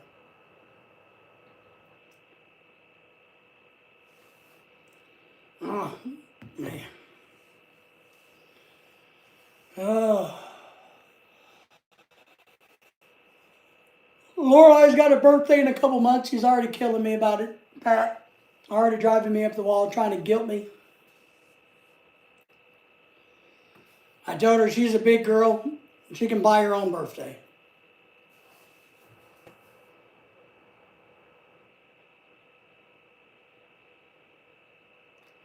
I worked on a video today, Pat, explaining the difference between the Philippines, between being blacklisted and being persona non grata or an unwanted individual. I'm going to try to get that out tomorrow.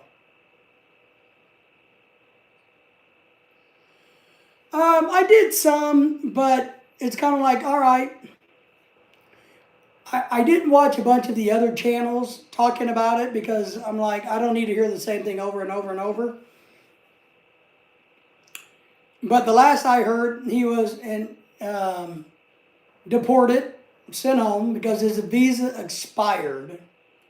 Not because of the crimes he committed, but in lieu of the crimes he committed, they sent him home. So I kind of got tired of hearing about him. I have a short attention span. But the video I made today about persona non grata and the blacklist is kind of in reference to him, Tim K, Elliot Eastman, and some of these other bloggers in the Philippines. So I go in, it's a short video because I try to make it as short as possible. I go in and talk about what the blacklist is, what it is not, what persona non grata means, how it's used. Because there's some big differences. And they made him persona non grata, and then they deported him for a visa overstay. And he will be placed on the blacklist. I don't know what's going to happen to his wife and his child. I don't know. I haven't heard anything, but I didn't follow up on that. I figure she'll be just fine in the Philippines, or she'll immigrate over. You know, they seem to be making enough money to live well. So I got a feeling she'll be just fine. But I did watch it, and I never knew who he was, to be honest, until people started talking about him. I didn't know who he was. So I had to go back and watch some of his stuff.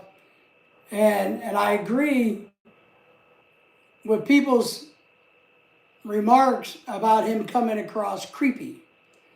You know, he definitely did things that I would not have done in the Philippines or anywhere else in the world.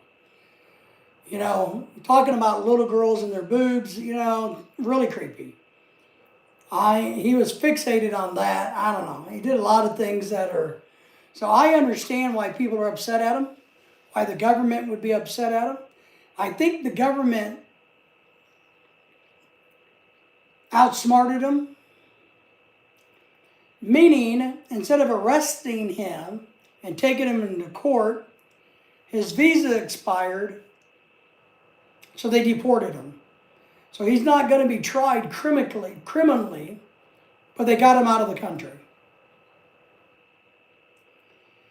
Yeah, he got in trouble for that and calling the Filipinos monkeys, being a little bit racist, I guess, but also part of he showed a lot of negativity in the Philippines, meaning he showed, and the Philippine government doesn't want this, guys. If you don't know, right or wrong, you got your opinion, but the Philippine government does not want expats showing the shitty side of the Philippines. They don't want people showing that. And so these bloggers who are doing that, which, right or wrong, truth is the truth, they're highlighting the negative side, and the government doesn't like that. That affects the country as a whole. It's their persona that they're trying to protect. Now, it may be the wrong thing, because the truth is the truth. What you can see is what it is, right? And we've lived there and saw people shitting in public. I get it, you know, but the government doesn't want you to do that. And if you're going to live there, then you kind of got to, you know, shut your mouth, mind your business, and do whatever the government is, because you're a guest of their country. I wish people would do that in America, but they don't. I wish people had the same respect for America that we have for the Philippines or other third world countries. But do I think he's sincere in his apology? No. I think he's just pissed that his money's going to run out, because eventually he's going to leave the media cycle. And if he can't run around the Philippines, what's he going to do? And he's probably worried now about if he likes his wife. I don't know if he does or not. They seem to. I don't think so, Pat. I don't think he's going to be allowed to come back. I think, one, he's persona non grata, unwanted. Now he's been deported for an outdated visa, expired visa. And I know, more than likely, they haven't said yet, that they will put him on the blacklist. Once you're on the blacklist, you're not coming back without a legal fight. You have to hire an attorney, and you have to petition the government to allow you back in after you're on the blacklist. And that's not easy to be done. So, but just because you get deported doesn't mean you're on the blacklist. You got to piss them off enough to put you on the blacklist. So not everybody that gets deported is on the blacklist or whatever. And people can be put on the persona non grata, but still be allowed in the country. They just don't want you. Like if you're in Dumaguete, is the example I give, and you're in Dumaguete decides that your persona non grata unwanted, That means you're not wanted in Dumaguete. Doesn't mean you can't go to Manila. But, and that's my point, they declared him persona non grata, and then they deported him for his visa violation versus arresting him and taking him to jail. I did see what's that guy's name? Valtali, the Russian guy, I guess, is going home back to Russia now. He's out of jail and being deported back to Russia.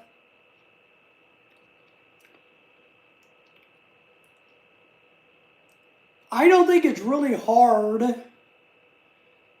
to do well in a foreign country. Now, I find the Philippines extremely boring, and you guys all know that. I really do. I find it extremely boring. Or at least how we lived there was not a happy time for me because it was boring. But you got to go along to get along, so to speak. We try to teach that to Lorelai's sister, who's living in Chicago right now, who did not get her American work visa renewed. She has to go back home over the summer. I told her, Lorelai told her, you got to shut your mouth. You got to, in order to get along, you got to go along. Well, apparently it didn't work so well, so they didn't renew her contract. And the Philippines is tired of being seen as a sexpat country and or a country that is just filthy and dirty. Now, that may be the truth of what it is, but the government doesn't want you to see that anymore. They're trying to clean up the world image. And having YouTubers running around the Philippines behaving badly is not in the best interest of the Philippine country. And all they got to do is say, you're not in the best interest of this country, therefore, we will find a reason to deport your ass. And they can do it. But, but what do I know? What do I know? We'll see how it goes for him. I'm sure he'll be fine. He's a young man. If he needs to get a job in Estonia, he looks like he's healthy. He could probably get a job in construction and work a real job, So, they can, that's right. Yeah, Pat, so you know what I mean. You know how it is. You know how it is. But, and then of course, what I tell people now, and this is one reason we didn't do a live stream.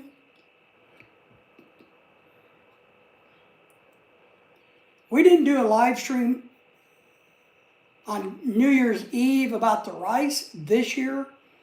We did one last year, if you remember right. We did a live stream of Karen over in the Philippines giving out rice. This year, we chose not to live stream it just because we know that the Philippine government has shifted. They don't want a negative. Now, this is all good. It's a good thing, but we didn't want to take the chance, one, of offending anybody, embarrassing anybody, or getting on anybody's radar. You have to be respectful. You do, even if you don't like it and don't think it's up to your snuff. Well, I don't think he's lost them. I think they're just in the Philippines and he's in Estonia. She could probably immigrate as his wife to Estonia and live, or maybe they could wind up in Thailand together, somewhere else where the Filipino could go. I don't know.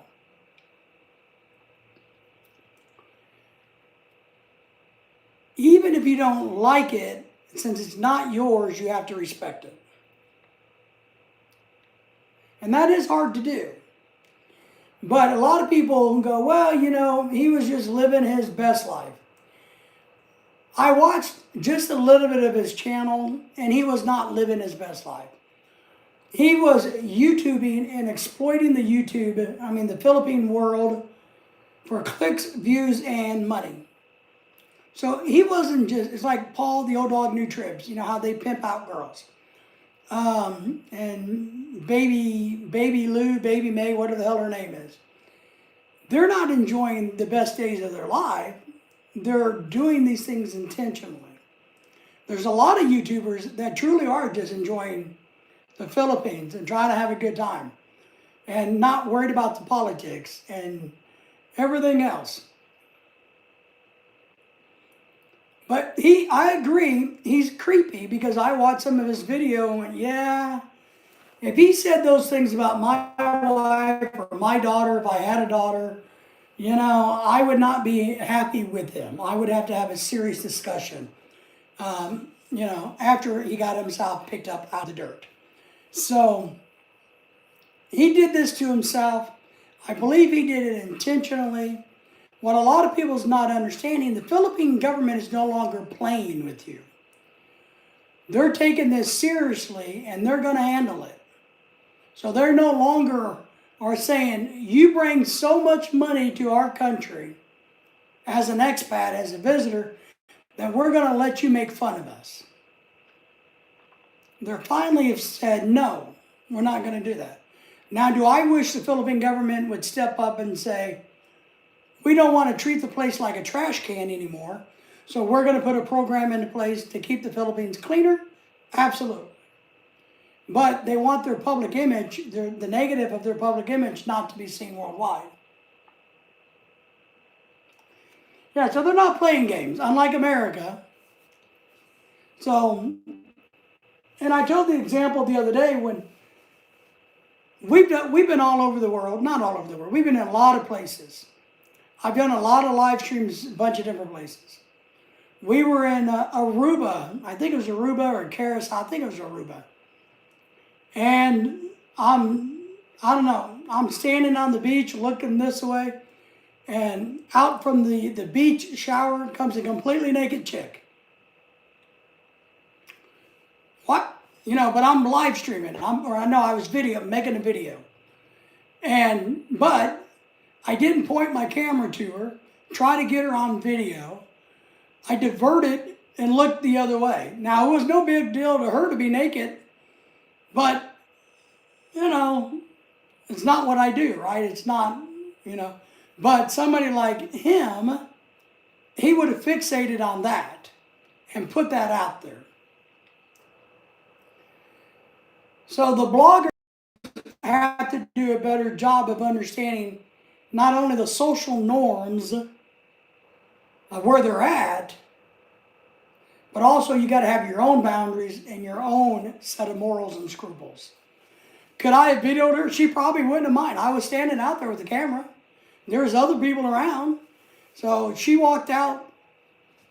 She probably had no issues with it. But when you was in good health and Lorelei was in the Philippines, did you both do some blogging? Not much. I did some blogging there. I did some vlogging, video vlogging with a V. I did about like our houses. I was making a video about the land we were going to buy, but that all went to hell because that just pissed me off. So we did, but then again, you got to remember for us, we got hit by Typhoon Odette, which took the internet away and took electricity away for a long time for us.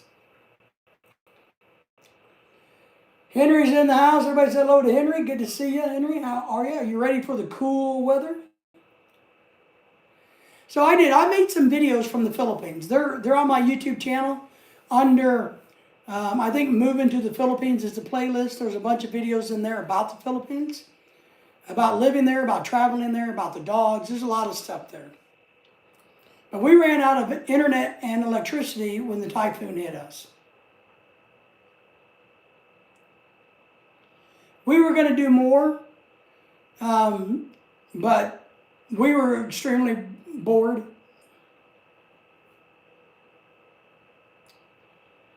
Henry said, hello to you, Pat. Good to see you.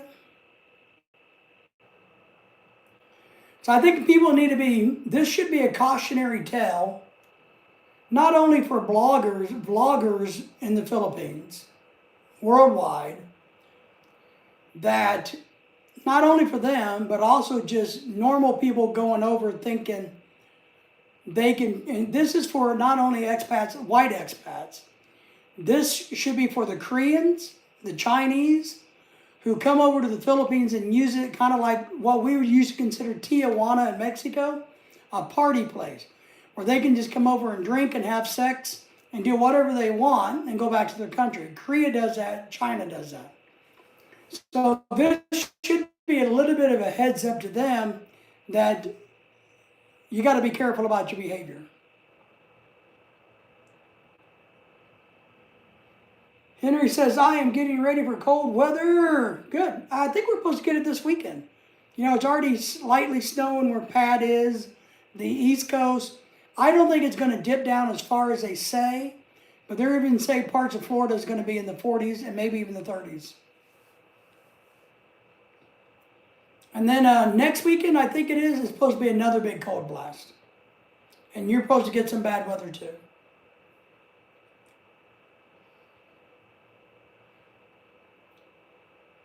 I'm going to try vlogging. Pat, let me just correct you one thing.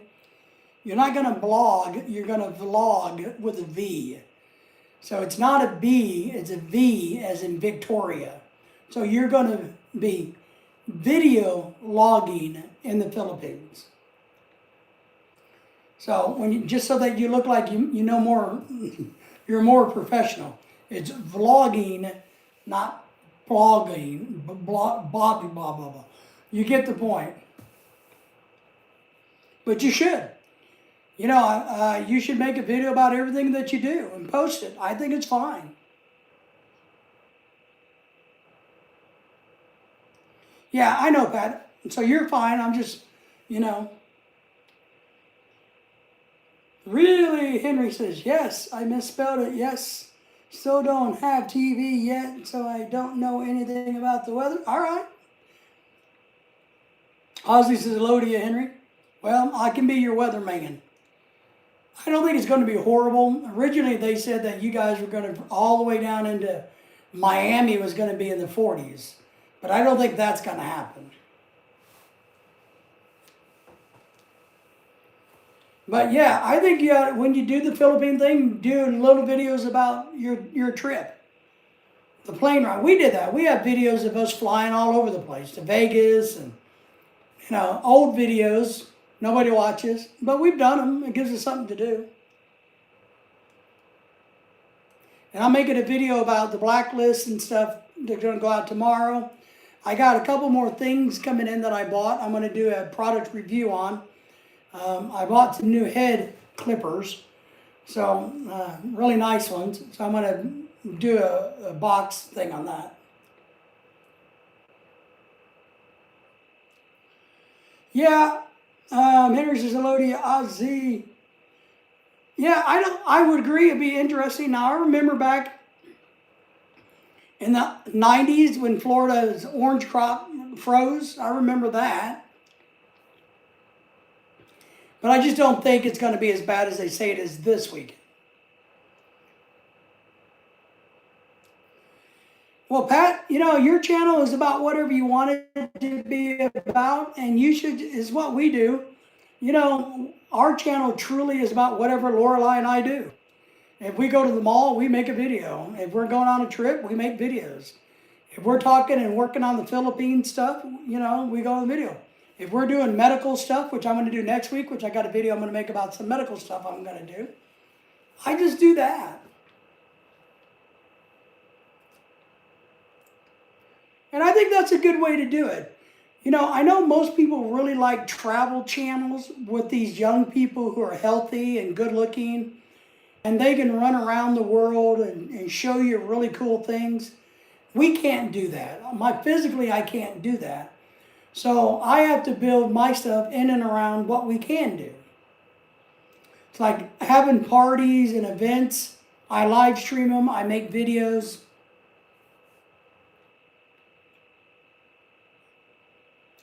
Yep, make stuff of things that you enjoy and things that you do. Exactly. I mean, I want to try to make a few more cooking videos, maybe a live stream this weekend about cooking. I don't know. But I got some cool things coming in the mail. I bought some new hair clippers since I'm tired of buying hair clippers. The ones that I use to cut my hair with are dog clippers. They're the best ones I have. but they're getting really old. All the other ones I bought over the years suck, you know. So I did a bunch of research and I found one that's supposed to be really high quality, professional grade. So I bought it. So it's supposed to be here tomorrow. Later this weekend I'll make a video, and I bought it to cut my hair with and to trim my beard with. So I'll probably do a little video about that and see how it works. But now I don't have any hair to cut. So I gotta wait, I guess, on that part. Flora's in the house. Good to see you, young lady. Thank you for being here. I hope you're enjoying the snow.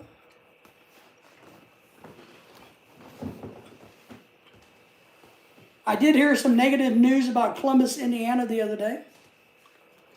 About some of the Somali fraud shit has spilled over or being tracked to Columbus, Indiana. Good to see you, Flora. Everybody say hello to Flora. Do you have an air fryer, right? Yep. I do. We have an air fryer.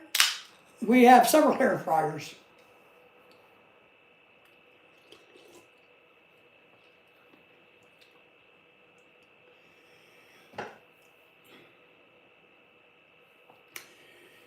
I'll tell you this. I use the air fryer more than I use my oven. I got one on clearance the other day for $22, $189 at Walmart. I don't know what happened, but we found it hidden in the back of the clearance items. And I know Walmart employees do this. They will discount something really cheap and hide it so they can take it and buy it, or they'll have their husband or wife or somebody come up and get it. So we know to rummage through the clearance items at Walmart, move stuff, because you can find really good deals. It's a French door style. It's large. It's a great one. We paid $22 for it on clearance. So that's my new one. It is a convection oven, which I think is very important. It has the fan in there that blows the air. That's what convection means. And love it. Use it all the time. I use the oven, but I use the air fryer, especially for just Lorelai and I, all the time for all kinds of things, even steak. You name it, we use it for it. It works great. Highly recommend them. I don't recommend the one that has a little basket. I don't like those. I like the one that has shelves that you can put in, and mine's a French door one. I think we all know that. Yes, I'm in Columbus, Ohio. I remember that. Don't forget, Flora, we got to have a meetup in Columbus, Indiana. Visit out for lunch. I pay for it, my friend. Yeah, there you go. I think Ken is in your region too. Ken might want to join you three. He can pay for his own though, Pat. So, Flora says, hello, Henry. So yes, Henry, I recommend them. I just recommend you do a little bit of research and just don't buy the cheapest one. Get one that has a convection oven, and I would get one that has a big opening.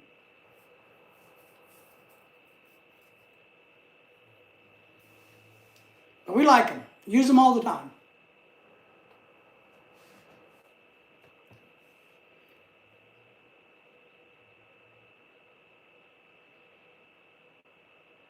And I was thinking, it's really good for like warming up snacks and pizzas and all of those things, but you can cook real food in it.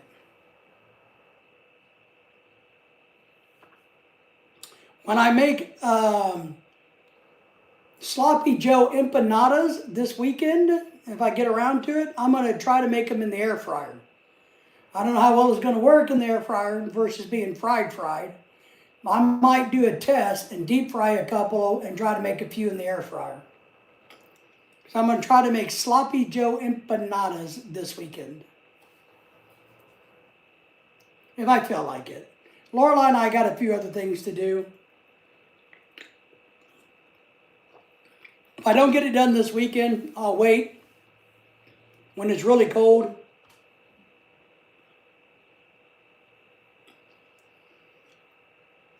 I'm going to look tomorrow. Good. I hate eating outside every day. I agree with you. Just no good. No.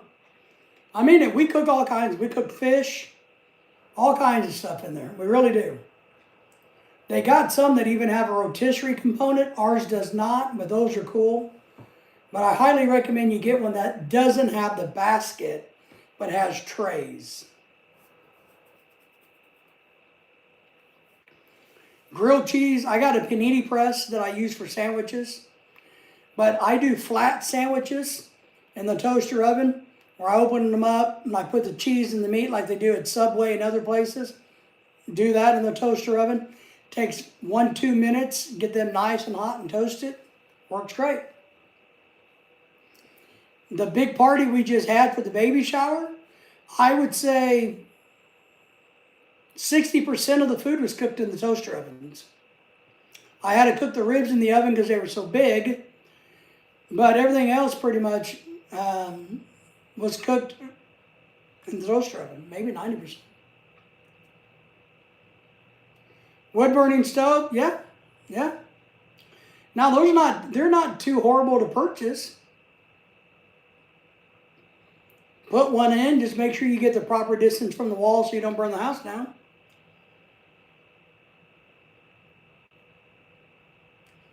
I'm not a big fan of the wood thing though, I'm not.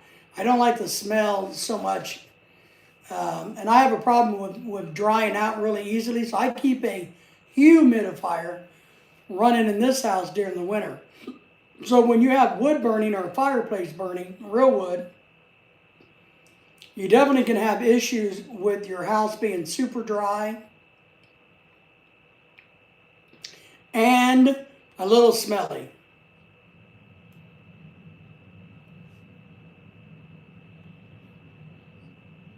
The other thing you can buy for your house if you don't have one is you can buy a gas burner that you can just hook a propane tank up to. Like they have in the Philippines, you know, a little burner. We've shipped some to the Philippines. We have one here that we use for the Korean style cooking. I can't remember what you call that, like hot pot or whatever. So we have a setup, and it has basically just a propane tank and a burner, and you put the gadgets on it. We have that. We've used it a few times, and we've had friends over who want to do the Korean food, you know. Works, wasn't too expensive. We also have the big burner for like the turkey thing outside. I got like a big seafood gumbo bucket that I use the outdoor burner on the propane tank for and make a big pot of whatever. But you can put a rack on it and do other things with it. Get you a good barbecue grill. Mine is gas and charcoal, which I like. Even in the dead of winter, if you need to cook some food, you got a grill, you can do it. Lots of ways to cook. You know, in the Philippines, they'll just sit down on the ground with a bunch of coals and cook fish. You know? They got those little bitty long, about $12 or $10 long barbecue little grills, you know. I think they're about $10 USD. We bought a few of them and gave them away in the Philippines as presents. So, but little propane burners, you can get them at any Asian store. I think Walmart may carry them. Amazon would be cheaper probably. What I will tell you about a toaster oven is, don't worry about the name brand like Ninja. You're just going to be paying for the name. So a Walmart brand, the Cuisinart or whatever it's called, they're just as good as the Ninja, but you're not paying for the brand.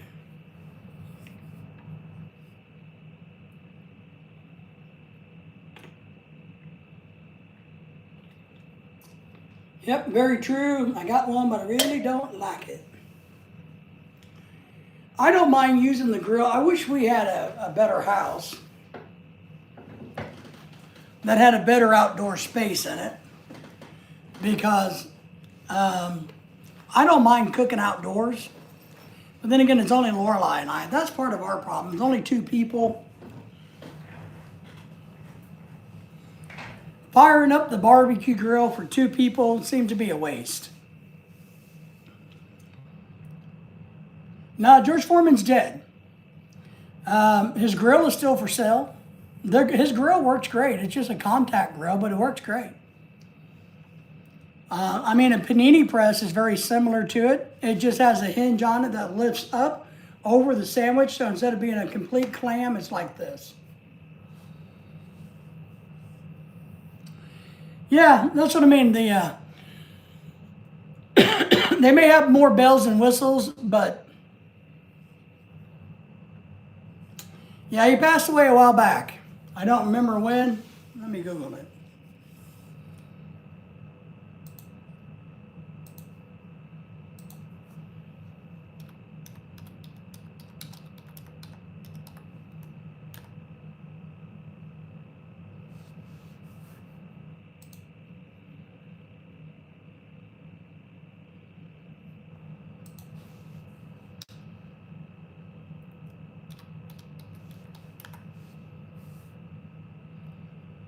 Yeah, he died March the 21st of 2025, last year.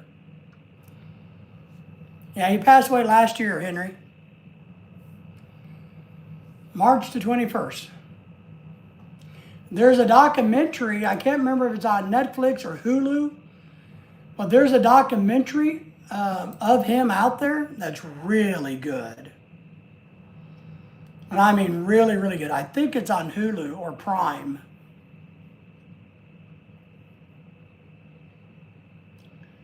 He was an interesting guy, that's for sure. He made a lot of money off of that stinking grill.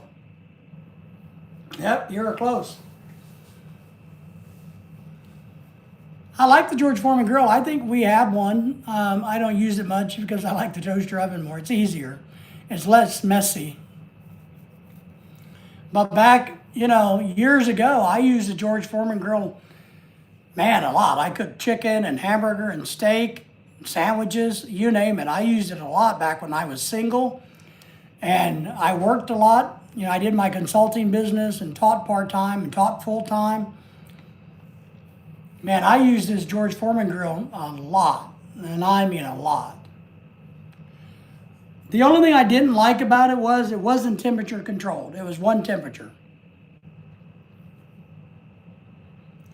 So it was on, and that's all there was to it. I like it when they're adjustable.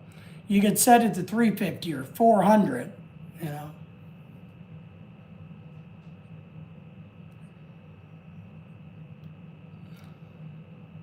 Can't find it? Yeah. Henry, the one piece of advice I'll give you about getting a new toaster oven is this. Make sure that you get the highest temperature possible. So some of these toaster ovens only go to 375 or 400. So none of them go to 500. So I would try to buy the one that goes to 450. That way, there are dishes out there that you need to cook at a higher temperature. But a lot of these, if you're not careful, you realize they don't go very high. They don't go past 400.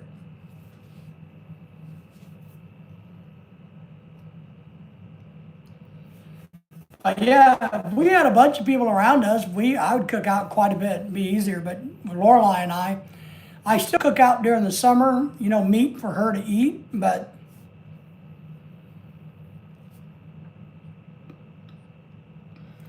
I like the toaster oven. Maybe if we lived like in southern Florida and I had a really nice dirty kitchen, I would have a toaster oven out in the dirty kitchen. I would have a nice toaster oven outside of my barbecue area so I could cook outside, but I would still use a toaster oven. That probably sounds weird, but that's what I would do.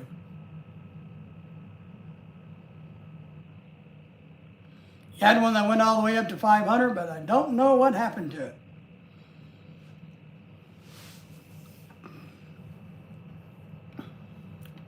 I think the one we got goes to 450, so I was really happy with the higher. I think it's 450, so I'm happy with the higher temperature. The other one we have that we used to use only went to 400.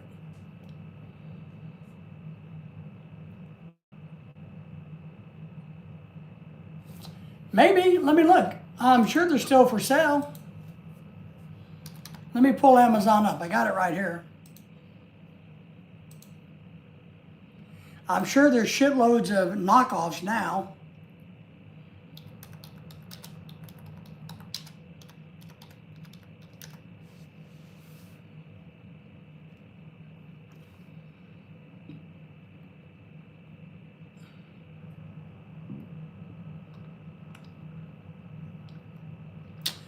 The answer is yes, Pat. They got the big George Foreman grill still. They got a one that does a serving for four for $41. They got a bigger one for about $71. And then there's a lot of off brands or different brands. There's a T-file that's $153 that has a digital display and you can adjust the temperature and all of that. Or they do have just the traditional George Foreman type, the clam type. They got types out there now. Hamilton Beach has a version of the George Foreman grill. You can get it for $40. A smokeless one, they got a better one, George Foreman does, for $83. So yeah, I have the panini press, and I like the panini press. I don't use it a lot, but I do like a panini press.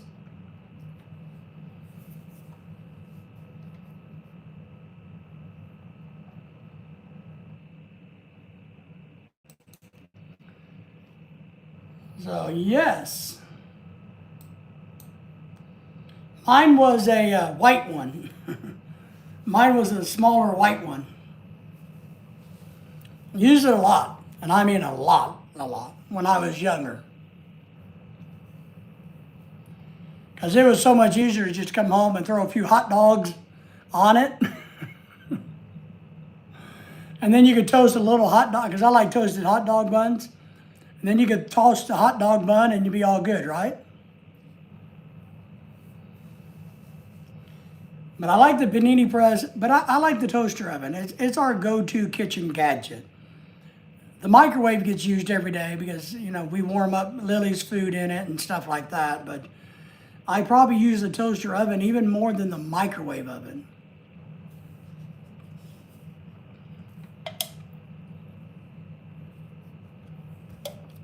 And I'm going to try to make Sloppy Joe empanadas in it.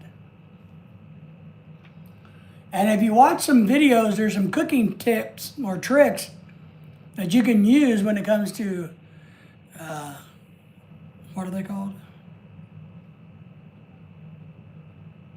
I forgot what they're called.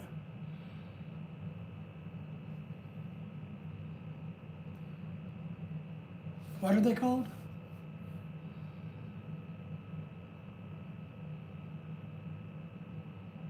Sorry, I forgot what they're called.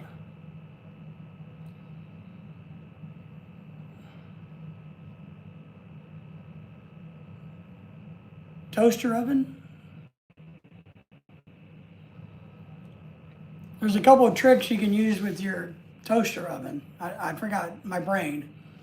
Since my coma, my brain screws up. Fuck, I don't know what they're called. Let's just call it a toaster oven. But there's a couple of tricks. Like if you want to cook chicken drumsticks, you can just hang them from the wire and let it drip down. Works really nice, kind of cool. You don't have to, but it works. Yeah, I like cooking gadgets. I got 2 videos out there that gets views every week, and they're all about cooking gadgets.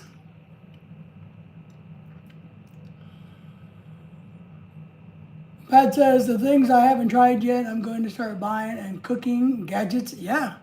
So we have a lot of cooking gadgets.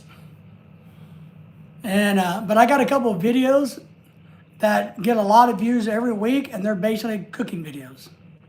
Or not me cooking videos, but kitchen gadgets. Now I know it's all about maybe how I title them or what I tag in them, but I mean every week they're a producer for me. So Pat, if you do that, you can make a little video about it. I've been dropping a lot of shorts lately to try to grow the channel and to get views, because I believe views are more important than subscribers. So, but the shorts get you views and a few subscribers. So I've been working on that, but I got to produce more videos. And Pat, whenever you're ready to do a live stream, I told you, we can do it together.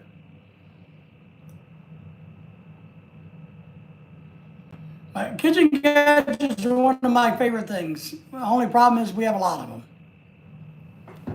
You know, but I got a new shaver coming in, a new hair cutting thing. That's going to be my new gadget. And I ordered something else. I got a new watch band coming in for this really old watch.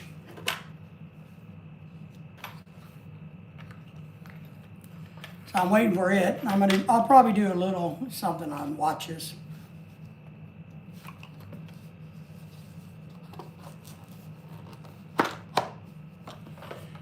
Yes, one of my videos that got a lot of views was an Emergossi review of his food processor, I think it was. Until he kind of went out of favor, we were getting shitloads of views on whatever the device it was. I don't remember what it was. Maybe a food processor or a pressure cooker. Maybe it's the pressure cooker. The all-in-one pot. But we got views on that for a couple of years. A lot of views.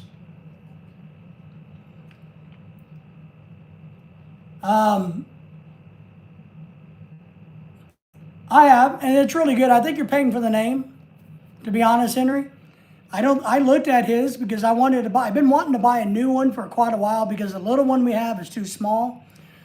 So I looked at them. I went to different places, looked at them, touched them, felt them, and I just couldn't see spending $150 or more for an air fryer. I just couldn't do it.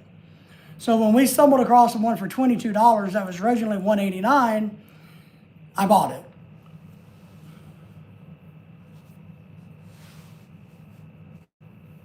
I'm also watching, yeah, all right, watch guy, there you go. You gotta have a watch. Yeah, absolutely, Pat. Well, the one thing, I got a lot of watches I need to work on. I got watches I just never got around to selling that I don't like for me, you know. Pat, maybe I'll send you a watch. I got some in the closet there that I have really no intentions of selling, and they're good watches. I just don't like them, so they're not part of my collection. They're used watches. They're not in the official formal boxes, but they're nice. There's nothing wrong with them. They're just not part of my collection. All right, that's not horrible, Henry. I would do $75. You know what I mean? I think that's doable. As long as it has a convection oven in it, I think you're okay. I really do. So yeah, I got some watches in there. I got some girl watches I need to sell or get rid of too. But I got some men's watches, some Invictas in there that are just sitting there. I just never got around to. When you sell these on the internet, most people like to buy them with the original box. And these, I bought at auction and they don't have an original box. You know, but I have a collection myself of watches, so.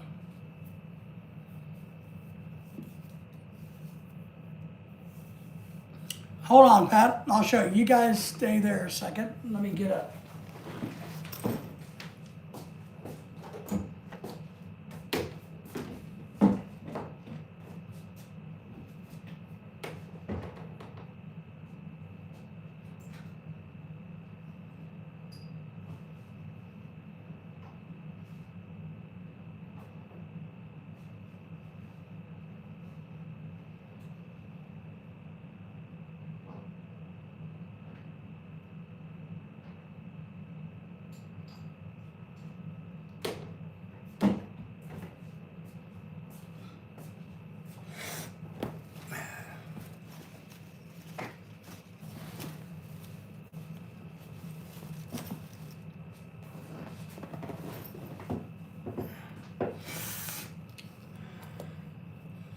Yeah, $75 is good. But you can't go wrong with the convection oven. Let me see if I can find something to reference. Now, so Pat, I'm going to show you a couple of these buys. Is waiting for her AC to be installed. Just about done now. Nice. I'm sure as her parents get older, she will appreciate that. All right. So, Pat, if you want either one of these two watches, you're welcome to it. Just tell me which one. Send me the address again, and I'll ship it to you. Give me a little bit. a good week or so before I get it out in the mail because I don't plan to go anywhere. But we got this one. It's an Invicta. It has a crocodile-looking leather band on it. You can tell that it's used, but it's in really good shape. What it is. It's thin and lightweight. Here's like a key card to a hotel room. You know how big these are. So here's the size of the face. So you kind of know how big it is. The other one, which is nice, it's heavier. It has a blue band. And you can see it's thicker. It's about the same size, but it's just thicker, so it's heavier. It has a blue band, leather band. But I'd be happy to send you either one of these if you want one. So, they're just not, not part of my collection. Not part of my rotation. So this one's more sporty. It's kind of like a diver's watch, heavier dutier. This is a little bit more dressy.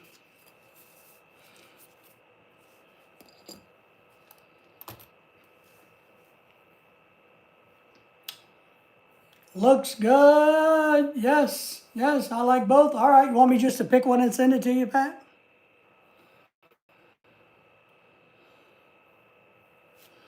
Maybe I'll send you the lighter one. How I look at it is, I know you're not a big guy like me. So even me, I don't like wearing a heavy watch. And this one's heavy. I mean, you get used to it, but it's still kind of a heavier watch than this one. I mean, this is double the weight of this one. All right, I'll do that, Pat. You just message me your address again, and I'll send you one. But I've been meaning to work on the watches. I got a really nice woman's watch I need to get back on the market for sale. It's a $1,000 watch. It's a beautiful Moldova ladies watch. It just needs to go to somebody who's very small wristed. Yeah, send it to me in Messenger, as always. But I'll get around and send it to you, Pat. Just give me a little while. I got to go to Walmart, I think, this weekend. Buy a couple of groceries items and return the battery out of my truck so I get the $10 cord charge back. But yeah, give me a little bit. I'll get it to you.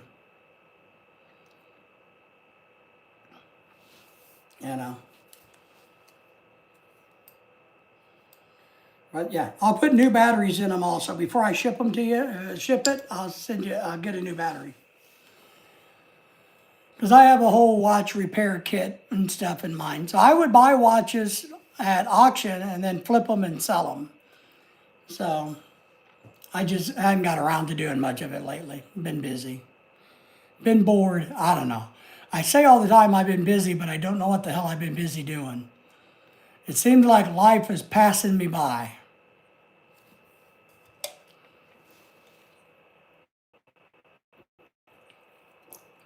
But I was thinking about these two watches the other day, man. They're just laying there. I need to figure out something to do with them. So there you go. Be right back, Henry says. So,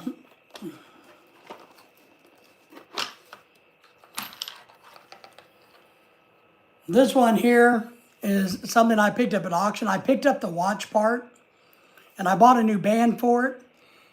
But the problem is I got the wrong band. I ordered the wrong band. One, it's too small. It's 22 millimeters and it needs to be 24. You see there's a gap there. And two, this is silver or chrome, and I got a gold buckle.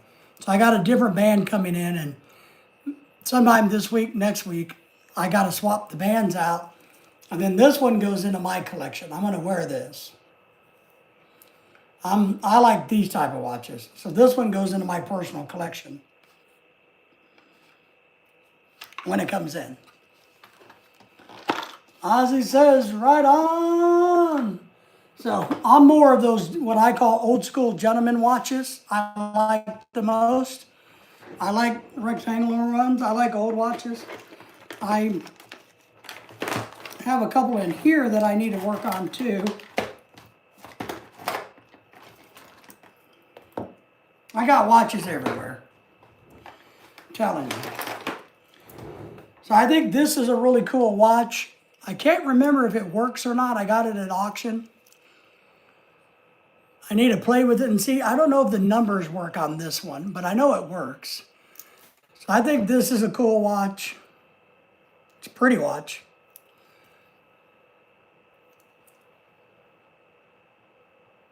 And then I think I got a gray version of it also that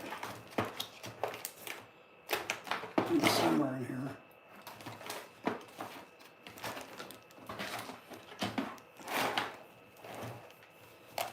Anybody need an old iPhone?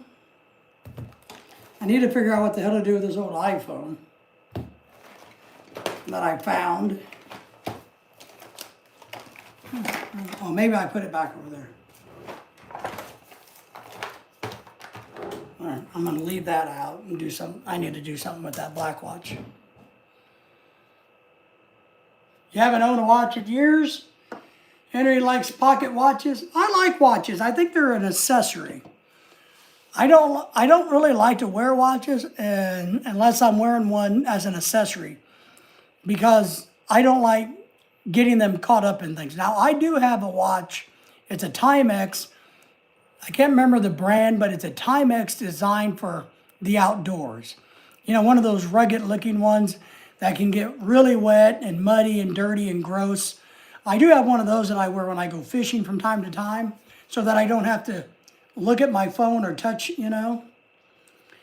I've had this watch. This is really funny. This watch is one of my favorite watches. I need to use it sometimes. This is a cheap $10 watch. I mean, it's a no brand, but I thought I bought it 20 or 30 years ago, and just because I like the anchor on it. But I never wear it, as you can tell. But I've kept it for about 30 years just because I thought the anchor was cool. So, you know. You need a new phone badly? Yeah, they're expensive now. They are. Put this one. Maybe I'll put this one over here.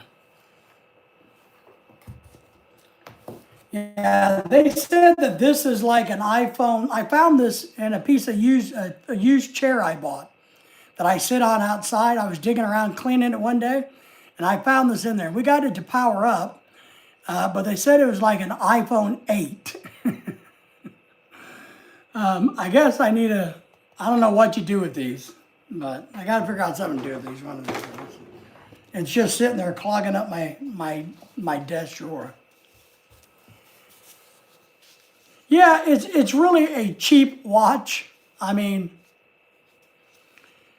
really cheap. But I just thought it was cool because of the anchor.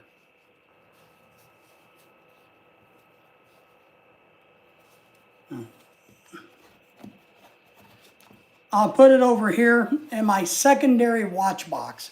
So this is my backup watch box. I got a big one that's full of watches. And this one I got on auction too, real cheap. So I can start putting the other ones in here, I guess.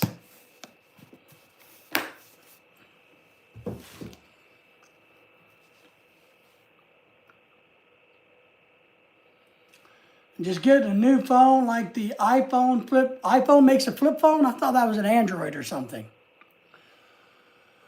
I didn't think iPhones were making a flip phone. I thought that was one of the others.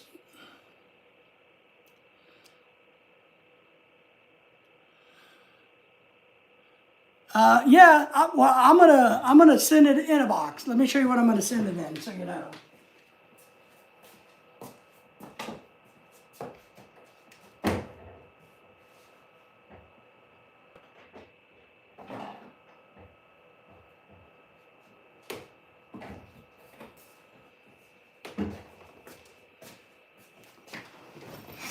So Pat, what I will do is put a new battery in it, clean it a little bit. Then I'm going to ship it to you in this box. I got a bunch of these. And inside of like a regular cardboard box. So it'll be like a regular cardboard box, and this will be inside of it. And so this is like just a little watch pouch, a box. So it will look something like this.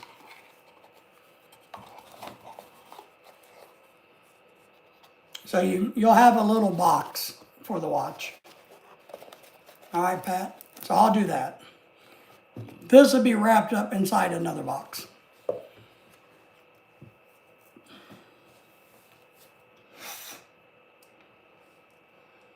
They make them now and they are nice. They don't take up so much room. All right, I didn't know iPhones were doing that.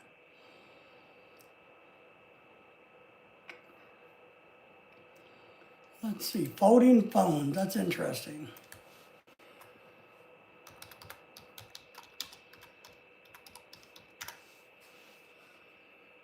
Samsung Galaxy makes one.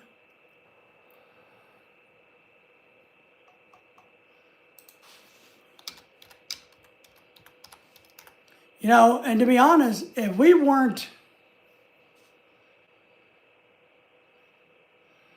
already into the iPhone world and all these years, I would probably not buy an iPhone. I would probably go with a Samsung. Samsung looks like it's the only one that has that folding book thing.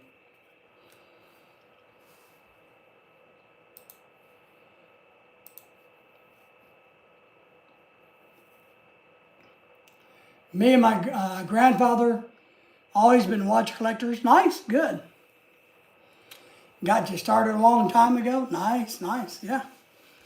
I like buying them, cleaning them, working on them, selling them, and keeping them for myself. It's just a little hobby, you know. I mean, I probably never made a whole lot of money, but I've gotten a lot of free watches out of it over the years. So I got all kinds of tools.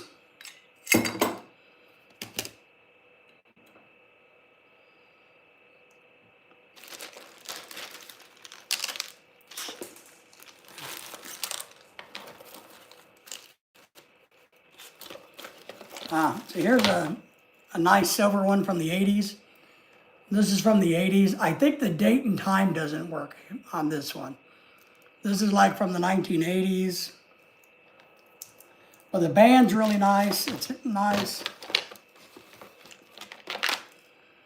I got several female watches that I just never got around to messing with, you know.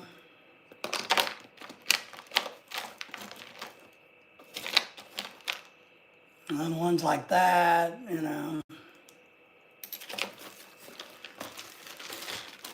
And I got another box of them somewhere.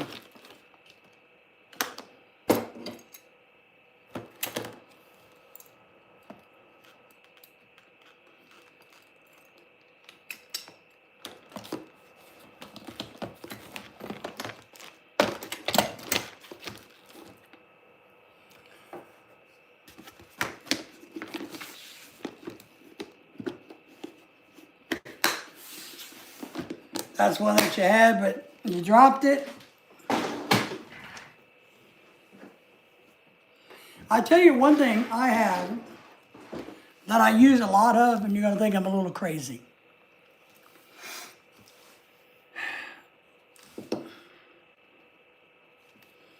This is a vegetable bag. You see this? It's a net vegetable bag. It says, life is hard and joy is soft. So this is where you buy your vegetables and store them or carry them like you go to the farmer's market. I use this thing when I live stream like nobody's business.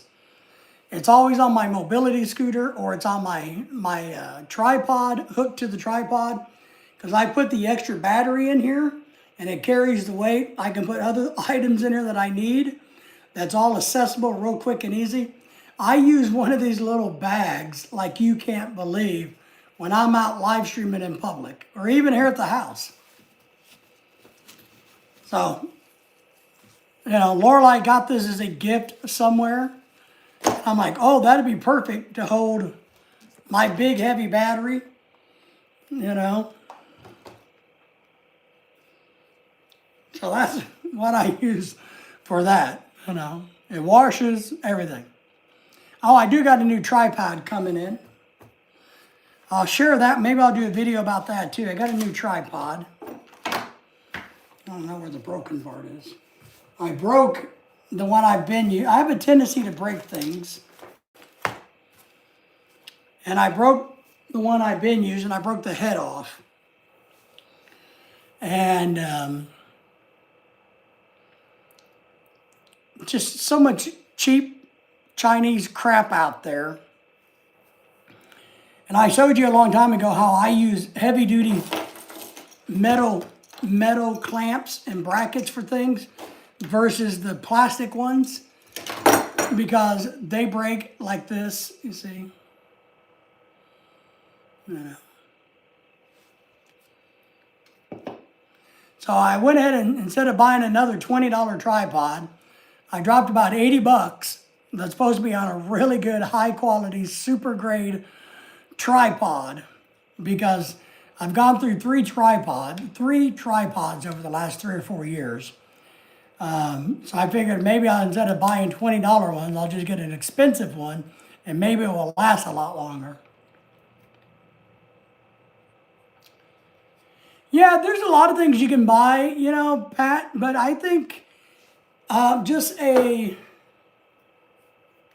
selfie stick that sets up as a tripod to get you started is good. They're not very expensive. I got one clip on anything and I like it. Yeah, I got a couple of metal clips that you can screw phones and things on that I'm telling you, the metal's the way to go. It's the way to go. But I break the plastic shit. I got to buy a laptop or a tablet from Amazon. All right, yeah. So just keep that in mind. I would just buy a simple selfie stick, you know, $3, $4, $5 at Walmart or the dollar store, and see how you like it before you spend any $20, $30 on a good one. Because that would tell you how you're going to use it, and let you know, one, if you don't use it much or how you use it, maybe you don't got to waste a lot of money. I have a really good quality selfie stick tripod that you guys are on right now.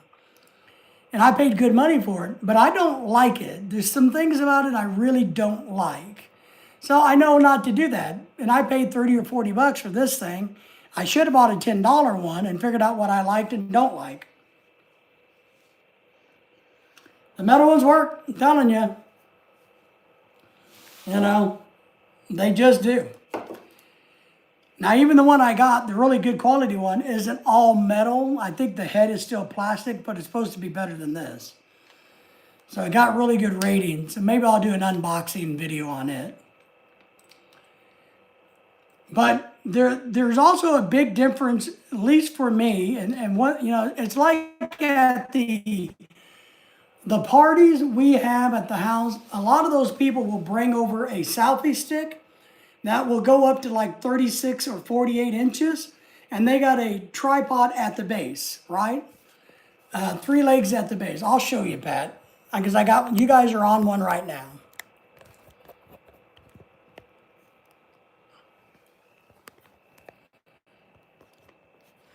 So this is a selfie stick tripod. This is not part of it. This is all metal. So it's right here. It has this swivel head. But you see how it has these small feet on the desk? And this is extendable up to like 36 inches, okay? This is fine on my desk, but if I raise this all the way up, this base isn't large enough to support the weight of this phone, and definitely not large enough to support the weight of the base of the battery. It's just not. So it does this. So when I buy a tripod, I buy a true tripod, one that has a wide enough base that comes out to keep the unit stable, because I'm putting a 3-4 pound battery in addition to a few other things on it. So a tripod for me needs to be stable so that I can pick it up and move it around and it be stable, not floppy woppy. But Pat, if you're not doing that type of thing, if all you're doing is like what we're doing right here, or hand holding it, a selfie stick tripod is great. And this one's not a bad quality one. but there's just things I don't like about it. So you can just keep that in mind.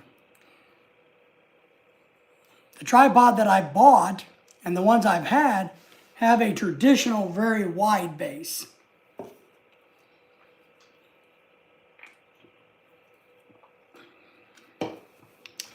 But look, you can go to dollar stores, all kinds of places, and pick up a tripod now, really, a selfie stick tripod fairly cheap.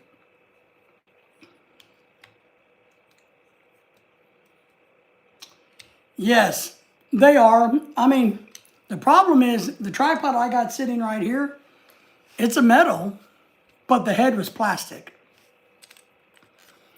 So it doesn't do me any good. Now, without paying literally 400 and something bucks, I couldn't get a metal one of these. Without having to get way up in the money, I couldn't find a tripod that had one of these. And the tripod that is metal, that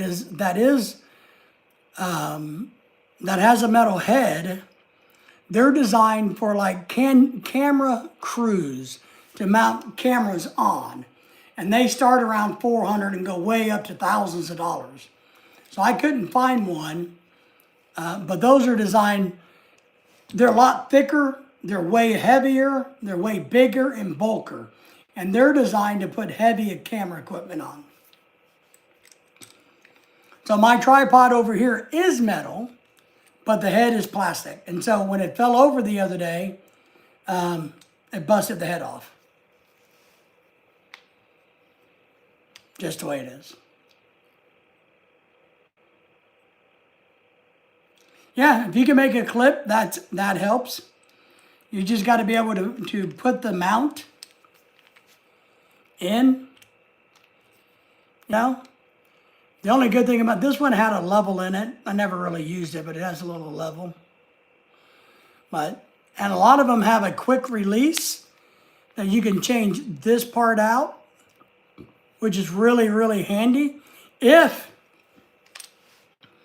you're switching from like a 35 millimeter to a bigger camera to an iPhone, if you don't do all of that, you don't need to worry about being a quick release. If you're not doing something where you're going to quickly release your camera and go do something else, you don't need the quick release. That's my opinion. So the ones I get, you just screw and unscrew. The one I had before that I broke had the quick release. And when it fell, the quick release broke and the head broke. But that's all you got to do. Keep it simple. Don't invest a lot of money in it. If you don't have a tripod, don't let it stop you, Pat. You can always just prop your phone up against a Coke can. Lorelai does this all the time in the house. Or in the restaurants, she just props her phone up, whatever she can lay it against, a napkin holder, whatever there is, she'll just put it right there. So a lot of people think you got to buy a lot of equipment to YouTube. You don't, and I wouldn't recommend it. I would recommend using your phone and maybe a selfie stick, and that's it. I got a GoPro that I never use. That was 800 bucks. Now I got the whole entire stinking kit with extra batteries, run about 800 bucks. I don't use it. It's sitting right there. I got a gimbal, really good quality gimbal. I don't remember how much it was. It's sitting over there. Never use it. What else do I got over there? I got some other attachment pieces like this for your phone to go in, and this screws into a head. I got a bunch of these. These are handy, but I don't need them. They're just extras. I got another stand right over there that has one of these on it that works as a gooseneck. Never use it. Haven't used it in a year or two. I don't know. There's a bunch of other shit I got that I don't ever use. We got, a $1,200 DSLR camera. Top of the line Canon. Beautiful camera. Does great. Hardly ever use it. So don't do that. Just keep it simple. Don't let people convince you got to do anything but use your phone. That's all I say. Just keep it simple, man. Those truly are the things I use, are the clamps. The metal clamps is what I use the most. I clamp it on my motor scooter, my mobility scooter. I can clamp it in the car. I can clamp it on trim in the house and put the camera on it. Clamps, universal clamps work the best. Alligator clamps type that you can clamp onto something to mount your camera on is one of the greatest things you can do. Those things that work as like snakes, I don't think I have one of those because I thought they were dumb. But, you know, they're kind of like a cable, but they're a lot thicker than this. They're real thick, but you can move them and do this with, oh, here, I'll show you. These, like these legs, look. How they do all of this, and you can hang your phone. I don't like these because they're not very precise. So they will come with a lot of tripods. They're called gator tripods, I think, or monster tripods. But they basically got these flexible arms that you can shape and move around and twist to connect to things. I don't like them because they're not perfect. So I wouldn't buy one of those. But they are popular and they do work. They're just not very precise in the positioning. You got to position it and work with it. So I don't like that. But that's just me. I do use my studio light. I got a big ring I use to light up here. Because, you know, I'm trying to do a backdrop that has a little color in it. And I'm trying to show myself above the that. But I need a little light, so I have a light right there. I have one of those ring lights. But I don't use it like a lot of people use it. A lot of people will sit in front of it with their camera mounted to it. I don't do that. I just use it as a light. Now that wasn't very expensive even back in the day, but you can do the exact same thing with a regular lamp, a light. I just need some light to come to this away to show me, that's it, without using my overhead light. And my computer screen is so bright, I've had to turn it down to almost off so that it doesn't wash me out on camera. Yeah, they're not stable enough, but I mean, they will hold things in place, but I don't like the fact that you got to work so hard to get a perfect position. But my little fan here, I don't really care if it's perfect. You know what I mean? So if I need to take this and hang it upside down, and nobody's going to care if it's precise or not. And so, but if I'm trying to do precise stuff, I don't like that. I don't like those. Now I got that so messed up it won't stand up. And then, and that's it. Those are really the only things I use. Besides a notepad.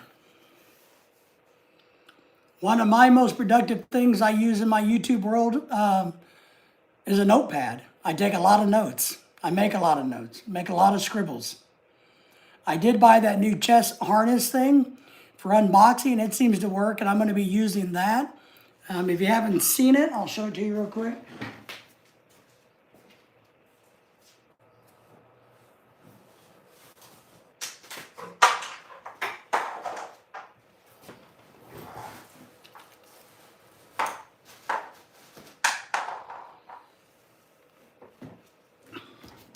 So this is my latest gadget. It works kind of like this, you can see.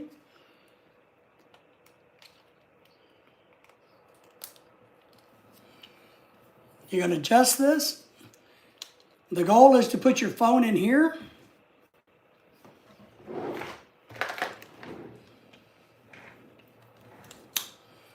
Like such. And you can video what you're doing out here. It does come with a chest strap. I had to get a bigger one. The one that came with it was too small. So I made my own out of an old strap that I had from something else. and you wrap it around your chest, you can sink it up nice and tight. But the problem is, if you walk with this, it's not good because it bounces everywhere you go as you walk. But if you're sitting down at a table and you're going to be doing a product thing like my shaver, maybe I'll use it when I open up the shaver, then I can show my hands, you guys can't see me, but in front of the camera like this, and it will record it. And that works pretty good. I've done that some and it works okay. But walking around with this, no good. No good at all.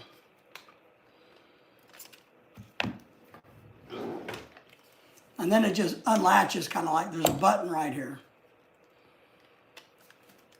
And it is soft, loop, fits around your neck, doesn't really bother you. And since I do box openings, I bought it for that purpose. So this is the new thing, and I have used it a few times, and I'm going to plan on using it more. So those are just some of the simple things, man. You don't got to get all crazy. I wish I had all the money back from the shit that I bought that I don't use. That's what I wish.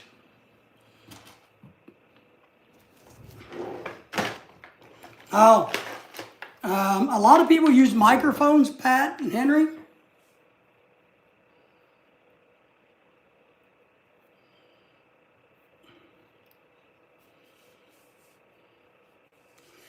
Well, I thought about buying that. I did.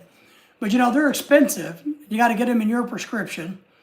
They are kind of heavy because I wore them, and I just wasn't feeling the vibe. I wasn't ready to make that leap yet. I got a little thing of microphones that hooks up universally to any phone, right? This plugs in there, and it's Bluetooth or wireless, whatever you want to call it, or you can hardwire it. Little microphones, never use them. I've used them 2 or 3 times, but, and I see on the internet, a lot of people have this big microphone right here, that little square microphone all over the internet. I don't know why they're using that, because my iPhone has a great microphone. It picks up like crazy. But every once in a while, I've used these microphones, just not that often. Now I do, and maybe you guys can tell me, I do spend, when I use the phone, especially live streaming, I definitely try to talk up. So I try to elevate my teaching voice. I bring my big boy voice. I'm not real quiet and meek like a lot of people on the internet. I try to speak loudly. I may not speak well, but I try to speak loudly enough so people can hear me, and so the phone can pick it up without me having to use a microphone.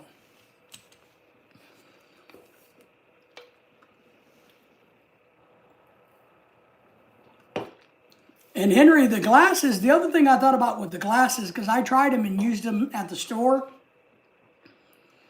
was this. If I'm making a video like on the counter, right? So let's say the counter is down here. I got to keep looking down here, but I have a real tendency to look around. So with this harness that I just showed you, I angle the camera where I want it to be, and it stays there whether I look up or not. Whether I look over here or not, the camera still stays on the package. And because a lot of times I have to look, I look around. So if you wear the glasses, if you're going to do that, you got to train yourself to keep looking at the box only. If you look up, well, you just screwed up your video.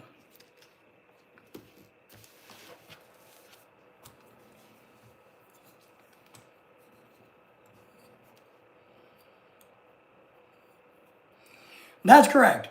Henry, I agree. If you're out in the wind, have an external microphone that has a windscreen is not a bad thing. It's not. I agree with that. And I've been out in the wind a lot with my iPhone, and I still haven't had a lot of wind noise with the iPhone. I don't know if it's because the microphone is tucked up under the casing, which kind of buffers it a little bit. But even just using this iPhone with the OtterBox, I don't seem to have that big of a problem out in the wind. But yes, if you got one that has a little windsock on it and you can protect it, then I think it does work okay like that.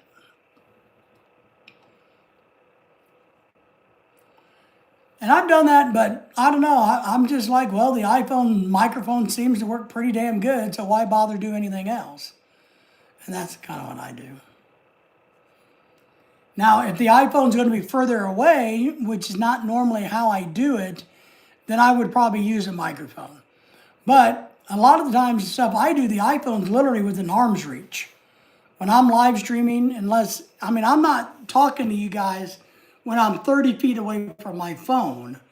I'm just not doing it. It does. It depends on the phone. Now, the one thing I've been looking at that I've been thinking about, one, I would really like to have a 360 camera. I don't know if it's just because it's cool technology or because I would actually use one, but it'd be really nice to have one. The other thing I'm interested in is, so for instance, the gimbal I have, it's a really good one. I don't know how much I paid, but it was a lot. If you use the gimbal software and record, you can tag your face and the gimbal will follow you. But you can't do that during a live stream. It's only for a video. You can tag something and it will do its best to follow that. So you can tag this and move it around and the gimbal will follow it everywhere it goes. On a video, but not on a live stream like this. So what I've been looking at is, can I get one that would follow me everywhere I go while I'm live streaming? Because usually these phones can't do multiple things at once. They just can't do it. So they can't. And so I'm looking at, and I've been studying, I would take advantage and use, if I could prop my camera up on a tripod and have some kind of head that would either tag me to that and would follow me around, I would like that. Because when I'm in my kitchen moving around, I would like for my phone to be able to follow me.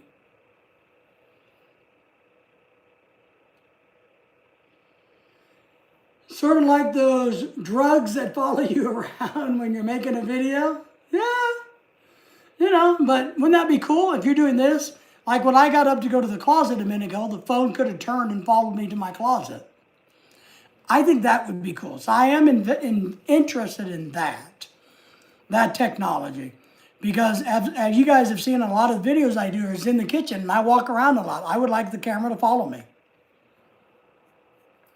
Drones, drones, and you know what's on your mind? Drones, the drones that follow you around when you're making a video? Yeah, exactly.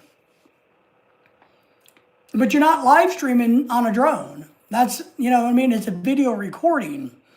So, and that's kind of my deal is I want to be able to live stream and have it follow me. But yeah, track me, whatever you want to call it, Henry, you're right.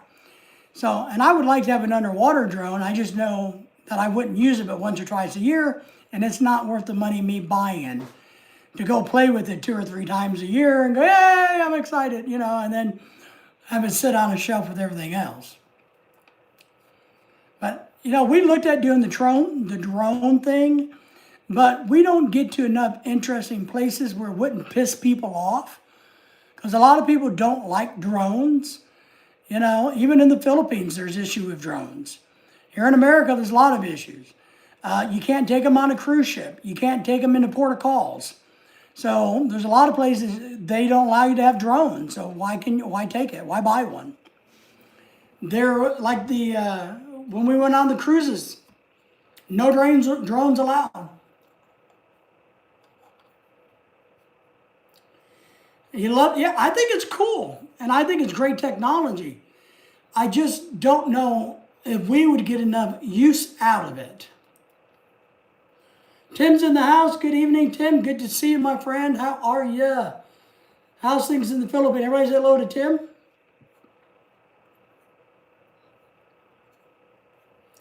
Oh, it's all right, Henry. I don't stress too much all over it. Tim says hello to everybody. So, I think the drones are really cool. I just don't see enough places we go to where I wouldn't get shit for it.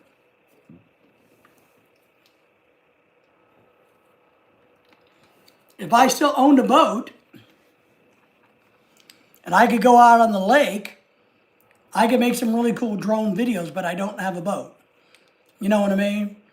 Going to parks, well, people get pissy about that. We even have a couple of parks around here that says no drones over in the park. But I guess you could fly a kite with a camera on it, but you can't have a drone. Henry said, hello, Tim. I'm good today, just stressing my watch hours. Uh-oh, Tim's having struggles with your watch hours? Let me go over to your channel, Tim, and I'll run some of your stuff. Everybody go help Tim with his watch hours. I'm going to pull you up. Find a playlist. And I'll let it run tonight.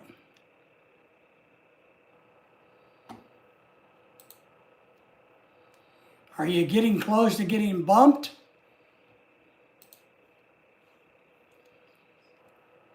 You have a drone but you can't fly it?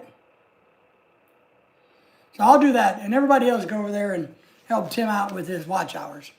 But I'll run one of your live streams all night tonight. And maybe that'll help. Maybe you got to get back to doing live streams because, you know, it really helps with the watch hours.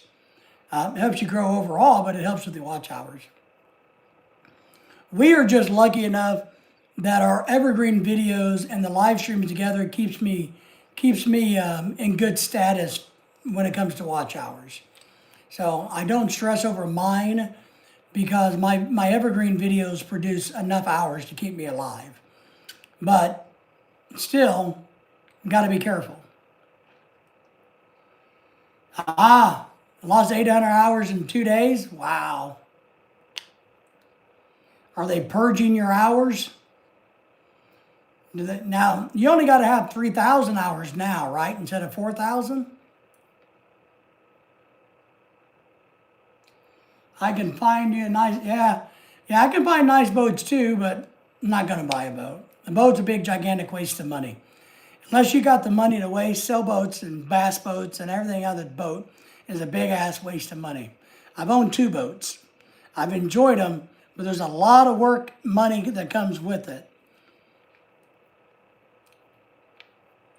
So, Tim, I wonder if you're at that cusp with YouTube where, you know, your year's coming up or something. I think it's 3,000 hours. I can Google it real quick, Tim. Let me Google it. Hang on. I think it's 3.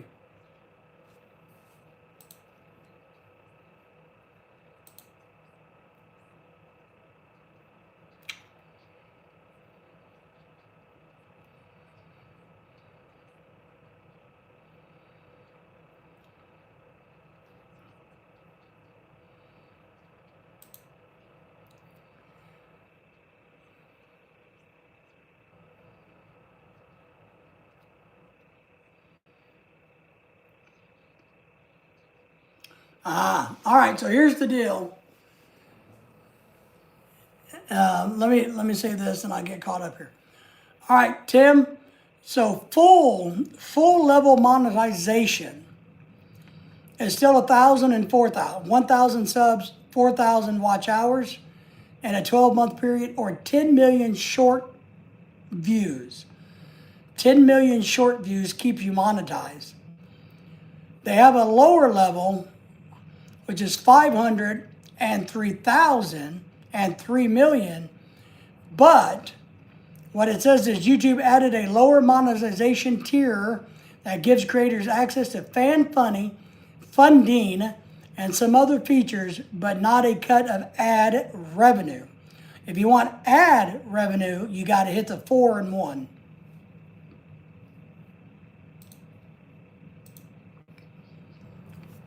What I'm looking at in there, Everything looks brand new, making the motor is excellent shape. They want 1,000. Nice, all right, it's not horrible. I've had a couple boats over the years, never owned another. Yeah, they're a pain in the ass, right? Miss Avocado, how are you? 10 million. Wow, how are you, young lady? Good to see you. Hello, Avocado. Hello, hiya, Henry. How are you, Jamie? How are you doing today? Yeah, unless I win the lottery and have a place to park the boat in my backyard, I'm not buying another boat either. Just not. Tim says, thank you for refreshing my brain. That's what we do on this channel. We refresh people's brain. Tim, I got a new video coming out about the blacklist and Persona non grata in the Philippines tomorrow. I should have it done tomorrow. I'm okay dealing with a very cranky baby. Uh-oh. He started to cry. Just stopping by to say hi. Well, we appreciate you doing that. Now, don't take my parenting advice, Jamie. You don't know what I want. You don't want advice from me about cranky babies. I just say give them some whiskey and let them go. Get them started on that bottle early. You know.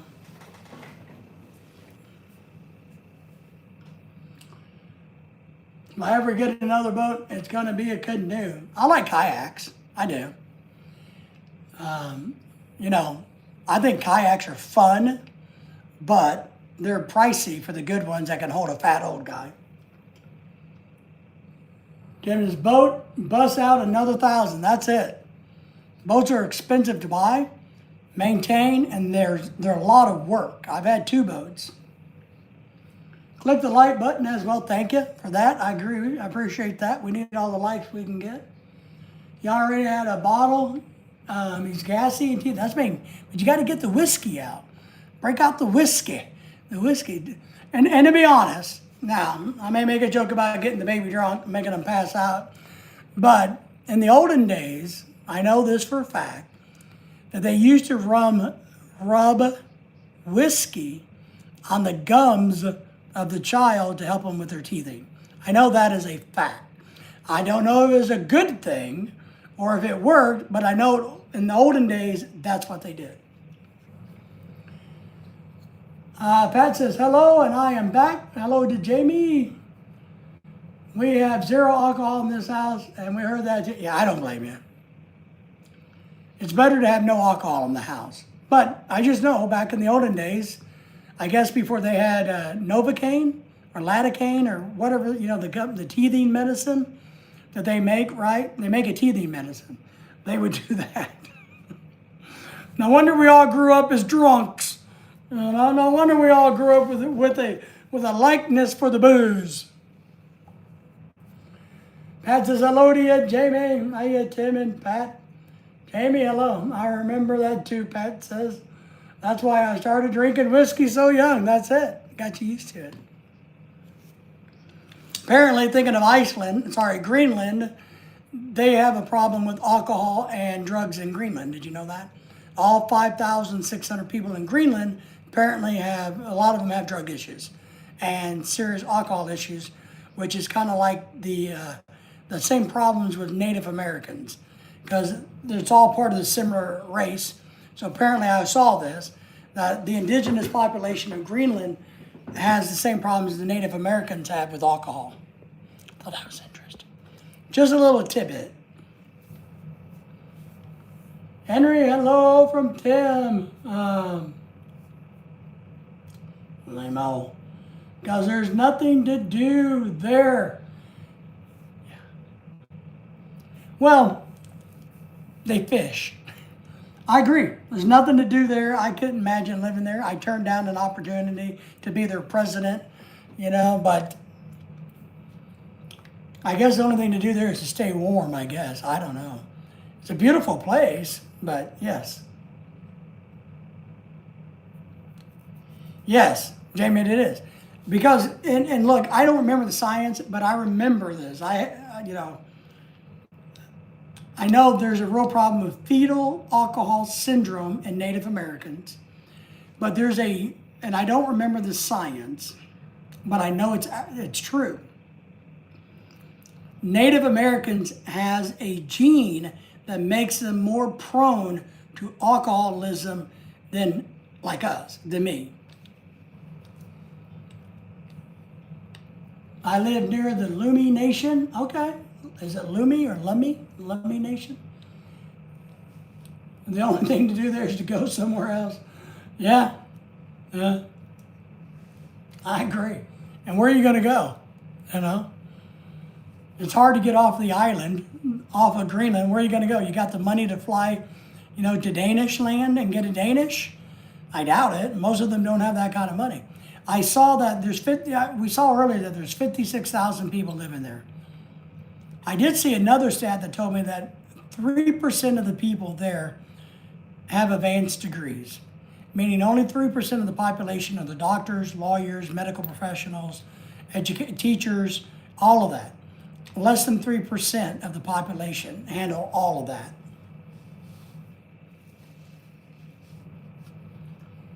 We are Italian, but my sister Tina has fetal alcohol syndrome effects. She's 40, but mentally 12. There you go. You can only read and write as a first grader. Yeah. Pat says, hello to see you. Tim, good to see you. She's also on the spectrum and has eyes problem. Yeah. Fetal alcohol syndrome, I'm not an expert in it. I've sat into lectures about it at the college level. I've listened to medical talks about it. I'm not an expert. But it sucks. It's a bad thing. And it's a real thing. A lot of people, no, it's real.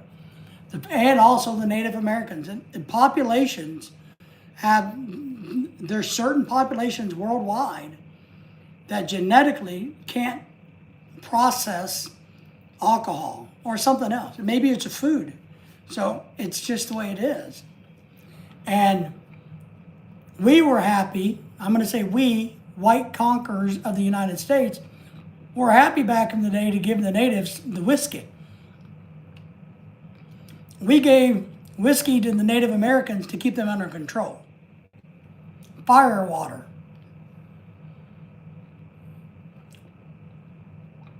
It's awful. Her mood swings are awful, I bet. Wants to be an adult, but mentally she will never be. Right. She wants to be an adult, but she can't be. And I'm sure it's frustrating. I can only imagine having that type of conflict in your brain and not being able to deal with it. I can only imagine. Because I look at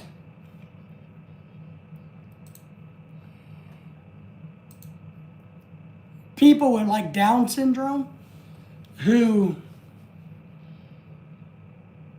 get frustrated because of their limitations, and there's a part of their brain is like, I know I can do this, but I can't do this. So it has to be frustrating to know and want to be able to do something, but your body or your mind can't let you do it. It has to be frustrating. One of the lessons I learned early on as a young man, many 22,000 years ago, about getting old and having limitations, which is where I'm at now. Years ago, I realized, I was a young guy in my 20s, that I always had this ability to see things. And I'm not saying psychic, I'm just saying be able to see what things really are. What they really are doing. I've had this ability to declutter things and look at root causes and issues like that. And I remember one day my grandfather and I were together. He was getting old. I didn't realize he was old. But, older than I was now. I didn't realize he was old back then. And we were on a boat. And he was going to back the trailer in. And he was having trouble. And he's been backing a trailer all his life, a boat trailer all his life. And I was watching and I saw that and I'm looking at it and going, the problem is he's old now. He's a lot older. He can't, and it dawned on me. I was able to clearly see what the problem was, so I did it. And now I'm to that point where we have to realize I can't go do the things I want. I want to go on cruises all the time. Physically, I'm worried about it. Financially, we can't do it. But if I could financially do it, I'm really worried that my legs won't hold up. Even with taking a mobility scooter, I'm worried that my legs won't hold up on a cruise. And I love going on cruises. My sister's like that, and it's hard on her every day, Henry says. Sorry, Henry, yes. It's hard, especially trying to figure out what she needs and what she's saying and stuff because she has memory issues. Yeah, she's not able to effectively communicate. And a lot of times she doesn't know, right? Or maybe she forgets. Like, well, I needed that, but now I don't know what I need. Call that looking at the picture, not everything in front, but just the picture. I do that every day, drives people crazy. It is rough, it is rough. You know, and that's why I was so good at my job, because I could see through things and see things for really what they were. That's why in my career, you know, everywhere I went, I could see the OSHA violations, because one, I trained myself to, but two, you could dust away the clutter. But, you know, you learn, but what sucks is when you realize it for you, I can see how screwed up I am. She lives with 6 different people since our adopted dad died. So, okay. She's lived with 6 different people over the years. Yeah, you can't take care of her. Now, can she go to a group home? I know maybe that sounds shitty, but at least in modern day world, at least the group homes recognize what people are and they just don't throw them in a warehouse. No, I do feel sorry for my niece and her kids. Yes, all of them have art. About one will never be able to grow up. Yes, that's how bad her autism is. And she has problems all the time. Yeah, you know, different family members.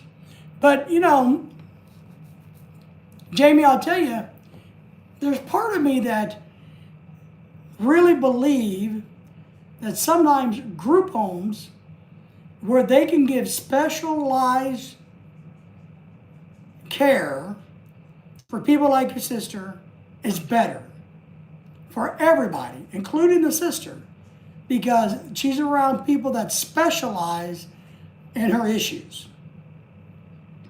So as much as it sounds sucky to send somebody to a group home, if it's the right group home, it could be the best thing for her. She was in 1 year ago before he died, but even with insurance, it was over $1,000. Oh yeah, I could imagine. Yeah, I guess that's the problem. How do you pay for shit like that, right? Phone is doing the autocorrect stuff again. It's all right. It's all right. We'll get through it, Henry. Yeah, I guess no matter what, you got to pay for it. Now, if we were in Minnesota, we could start our own daycare center and get a couple $1,000,000, and then we could pay for your sister to go to a real place. You know, at some point that had to come out, but you know.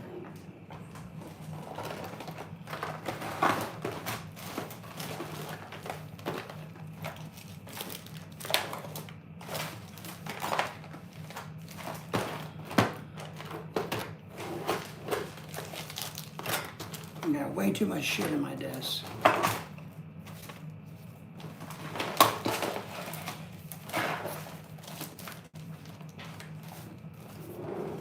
Gotta be careful I don't lose any money. All right. Lawson's in the house, my friend. How are you, Lawson?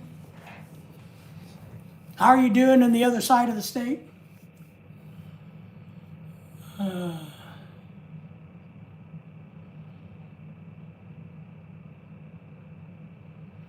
She has one kid that's not autistic and lives in Florida. Okay. Everybody say hello to Lawson. How are you, buddy? You making any videos? It's wonderful, Henry. How are you tonight? Hello, Lawson. Good to see you, my friend. Hello, Lawson. I'm good. Good to see you, Pat. Why are you up so late? Oh, it's Friday night. You don't got to go to school tomorrow, do you? Yep, I guess that he is, but still needs to get away to. Oh, yeah.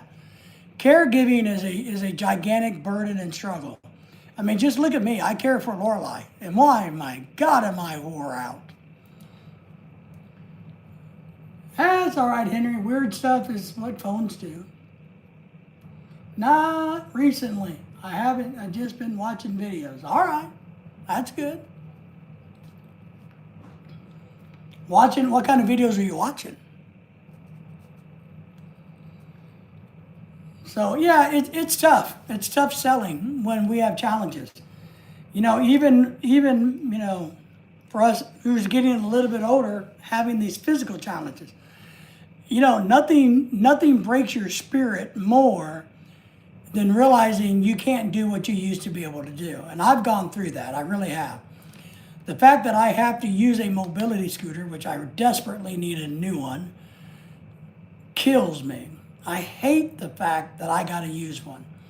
But I know that if I didn't use one, I would not be able to accomplish what I needed to accomplish. And two, the effort it would take me to fail at accomplishing those goals would put me in so much pain and discomfort for days afterwards that I have to choose to use one. And I hate it. I hate it with a passion.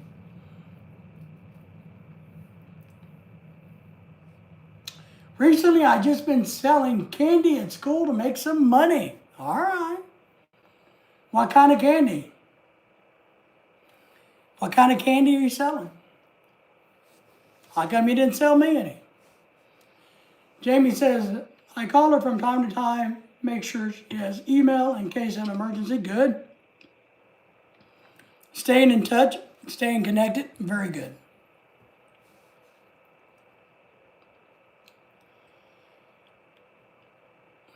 Tim is asking, Henry, are you watching videos in incognito mode? I don't. I know people have talked about that, but I don't watch them. Tim, do you? And if you do, why?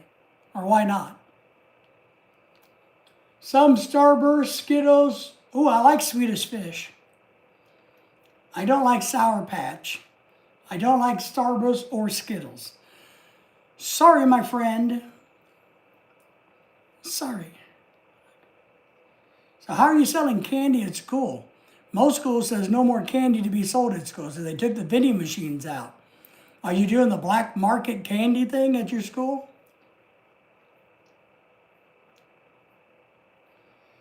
And there's, well, I'm going to go check on by to see how the AC installation is going later on, everybody. Appreciate you, Henry. Take care. I do not. I've never watched Stranger Things. Never have. Never really got into it. Well, I never watched it. Henry says, goodbye to you. Have a good one. Don't know how incognito works. I don't either, but people tell me that I should. People tell me, oh, you need to surf the internet when you're incognito. That way you don't get so much advertisements and they can't track you. Somebody told me, look, if you're shopping for like an airline ticket, you want to do it in incognito or a hotel rate. Because if you don't, then you're going to find out that you're not going to get the best price because they know that you're searching. I don't know.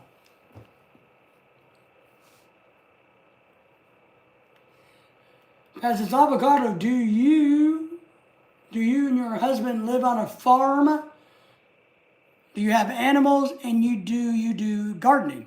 So Pat's wanting to know, Jamie, if you guys are living on farms. I thought you were living in a house, not a farm. Pat and I were discussing that the other day. Have you watched Lincoln? Yes, Lincoln Lawyer is fantastic. I haven't seen season 3. You know, the last thing I saw was where they had a dead body in his trunk. I don't know if there's a new season out yet or not, but I love Lincoln Lawyer. I like the movie better, but the series is really good. Thought I seen a video on that. Yeah, the movie's great. The series is pretty good too.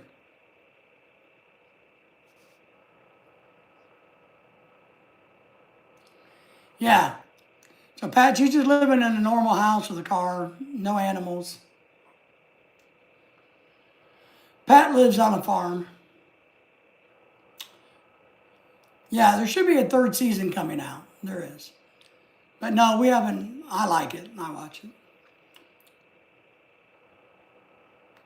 There's a movie, right. The series comes from the movie.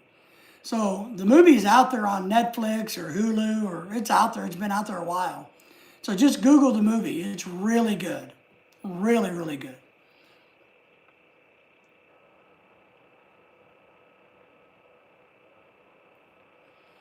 Jamie says, oh, I forgot. Someone says 72 bodies found in Houston now.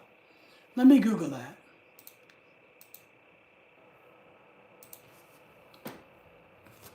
Let me Google that.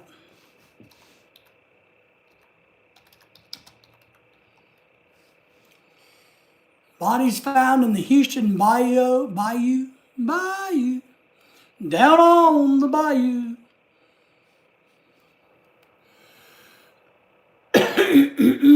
All right, let's see what's going on.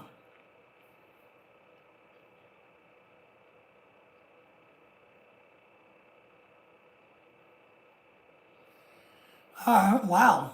Jamie, so here's what they're saying. On December the 22nd, 2025, 2 more bodies were found in separate locations, one in Buffalo Bayou near Crawford Street, the other one named Bryce Bayou, Old Spanish Trail. This brings the total up to 33 in 2025. They found 33 bodies in the year 2025.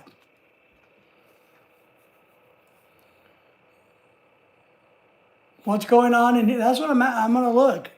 They have a series. Yeah, they have a big ass one.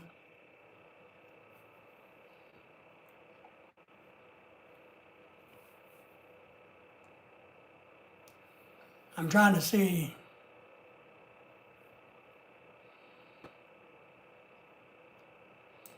Let's see if this article tells us.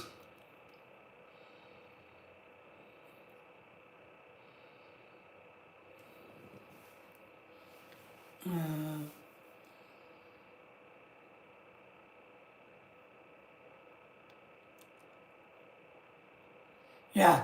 So this year, or last year, 2025, they're up to 33 bodies is what this says.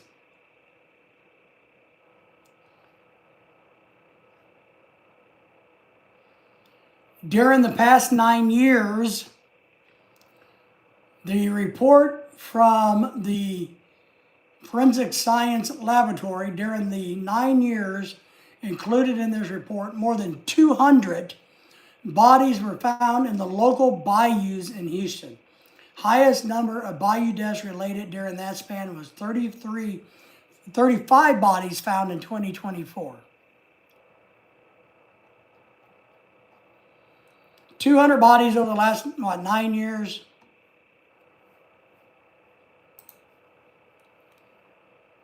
They have a big time serial killer. Let's see who's doing the killing.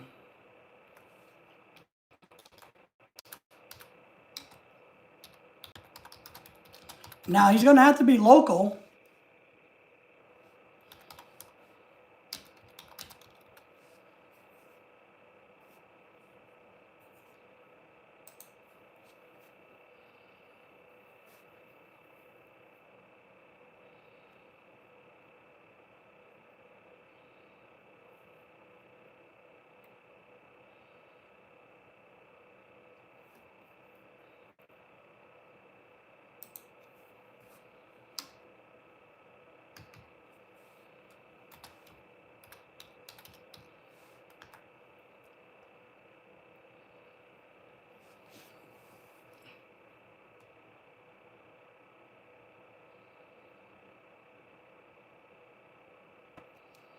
Oh, all right. So here's something that I think is interesting.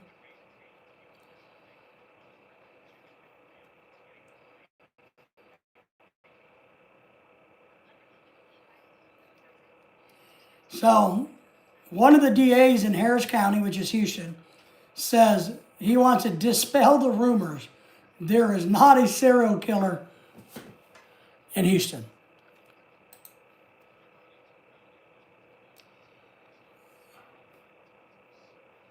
You got 200 people dead, but no serial killer. You haven't been to Houston in 30 years?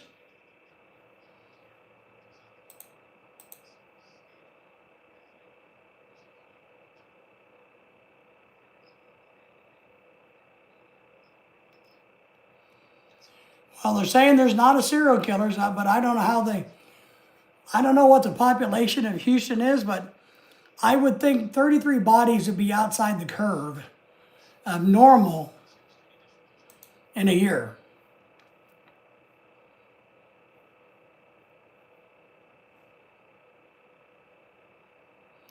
They're trying to say there's not a serial killer. Now, that may just be talk because they don't want, craziness. Hey, I got to go, but I'll be back soon. Have a great night, everybody. Lawson, appreciate you. Hang in there, my friend.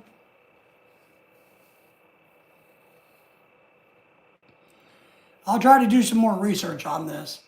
But whether they may be lying about not having a serial killer. They just maybe go, no. And maybe their supporting evidence is, well, we found all of these bodies, but they were in such rate of decays, different conditions, that we don't know what killed them, so therefore we can't say they were all killed by the same person. You know what I mean? But come on. How do you dump 33 bodies in the bayou in 2025, 35 in 2024, and not have a freaking problem in Houston, Texas? That's my question. How do you do all of that and not say there's a problem? Who's doing it? I mean, that's a lot of dead bodies. You got, well, in theory, you must have 33 different people killing people, because usually, if it's not a serial killing, one person only kills one person. That's it. And then they're done. They may throw them in the bayou. So you'd have to have 33 different murderers in Houston right now killing individual people. And maybe they're done from a funeral home.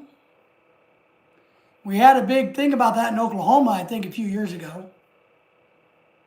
And Mississippi. Since they have alligators, yes. Ken says, man, I am really late. That's all right, Ken. It is getting late for us. We're going to wind down at 10:30 anyway. Ken, why are you always late now, Ken? Do we need to get you a timepiece so you know what time it is? Now, granted, I just do random pop-up live streams. I'm going to do one this weekend, I think, making some stuff. Pretty scary, right? There's a documentary out there, I can't remember the title of it, about a business that cremated bodies, and they would cremate as many as they could. They would put as many in the crematorium as they could at one time, versus doing one at a time. So I think that was over in Oklahoma.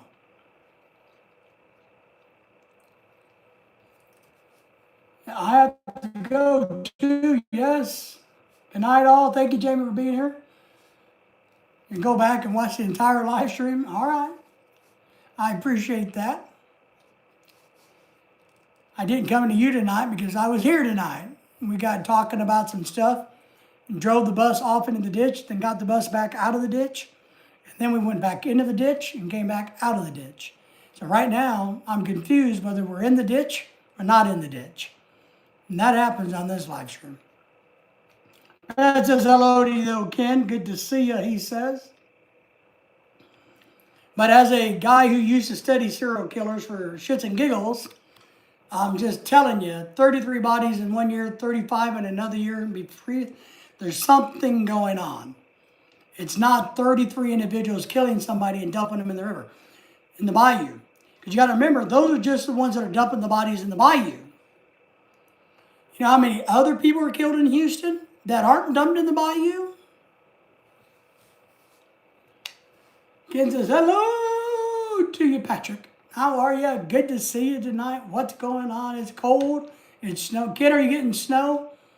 Pat and Flora and the others said they were getting snow up by you. So, I'm going to have to study this.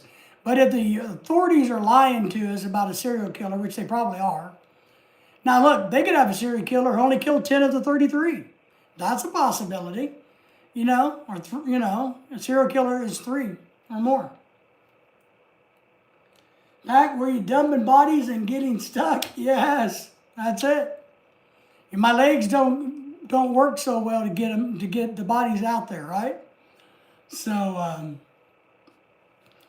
drove the bus off into the ditch to dump the bodies. I got stuck, and now I got to come out of the ditch without the bodies because I don't want to be caught with the bodies on the bus.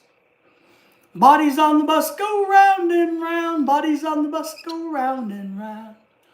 But I don't care what the people say. There's something going on in Houston, Texas that's not a good thing. That's a lot of bodies, even for Houston. Because think about all the bodies that aren't thrown in the ditch, right? I'll do some research on that and see if I can see some numbers per capita. Pat says, I've seen some weird things when I was in the Philippines. In my 20s, my ex-wife showed me some crazy shit that I didn't like. His ex-wife took him to where they put a bunch of dead people in a hole in the ground, I think is what he's talking about. So, all right, boys and girls, ladies and gentlemen, germs. I don't remember the other part of that. Let's wind this down. Gators are feeding well in Texas. It's not like Louisiana where they got a hunting season either. I don't think you can hunt gator in Texas, only in Louisiana.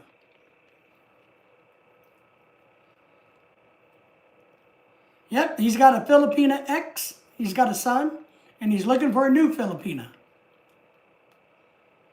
GTV is in the house saying hello. Everybody said hello to her for me. I saw that you did a live stream earlier. Good morning, everybody from the Philippines. It's nighttime here. How are you? I hope you're doing well.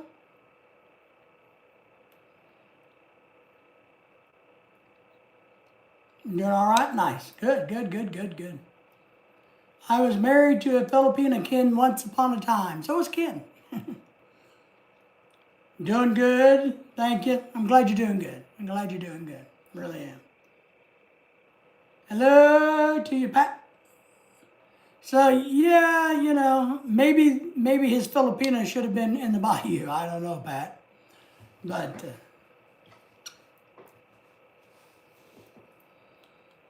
there's something going on. But I'll see if I can do a little bit of numbers research over the next few days. I don't know what's for lunch. I hope it's something good. I haven't eaten dinner yet. So I got to do that myself. And then I'm going to kick back, watch some TV, I guess. And then wake up tomorrow. Well, everybody, I appreciate you guys all coming in tonight. I know GTV came in late. She's going to have rice and chicken there. I don't know what we're having this weekend. We probably got to go to the store and buy some food. Hello, Tim from GTV. So, I don't even know what I'm going to have tonight. Maybe I'll just have peanut butter and crackers. I usually eat peanut butter and crackers at night. It's probably not good for me, but that's what I do. So, well, we thank everybody for coming in tonight. Watch for our live streams this week, next week, every week. If you guys need anything, just text me, message me, let me know. Happy to help. We thank everybody. Let's say good night and goodbye to everybody. Tim is saying hello to you from Pampanga. See you next live. Thank you for being here at GTV. Pat, Tim, Ken, everybody in the background. Appreciate you guys all. Let's jump off of here so this old guy can go to bed. We'll see you next time, everybody. Take care, and we appreciate you.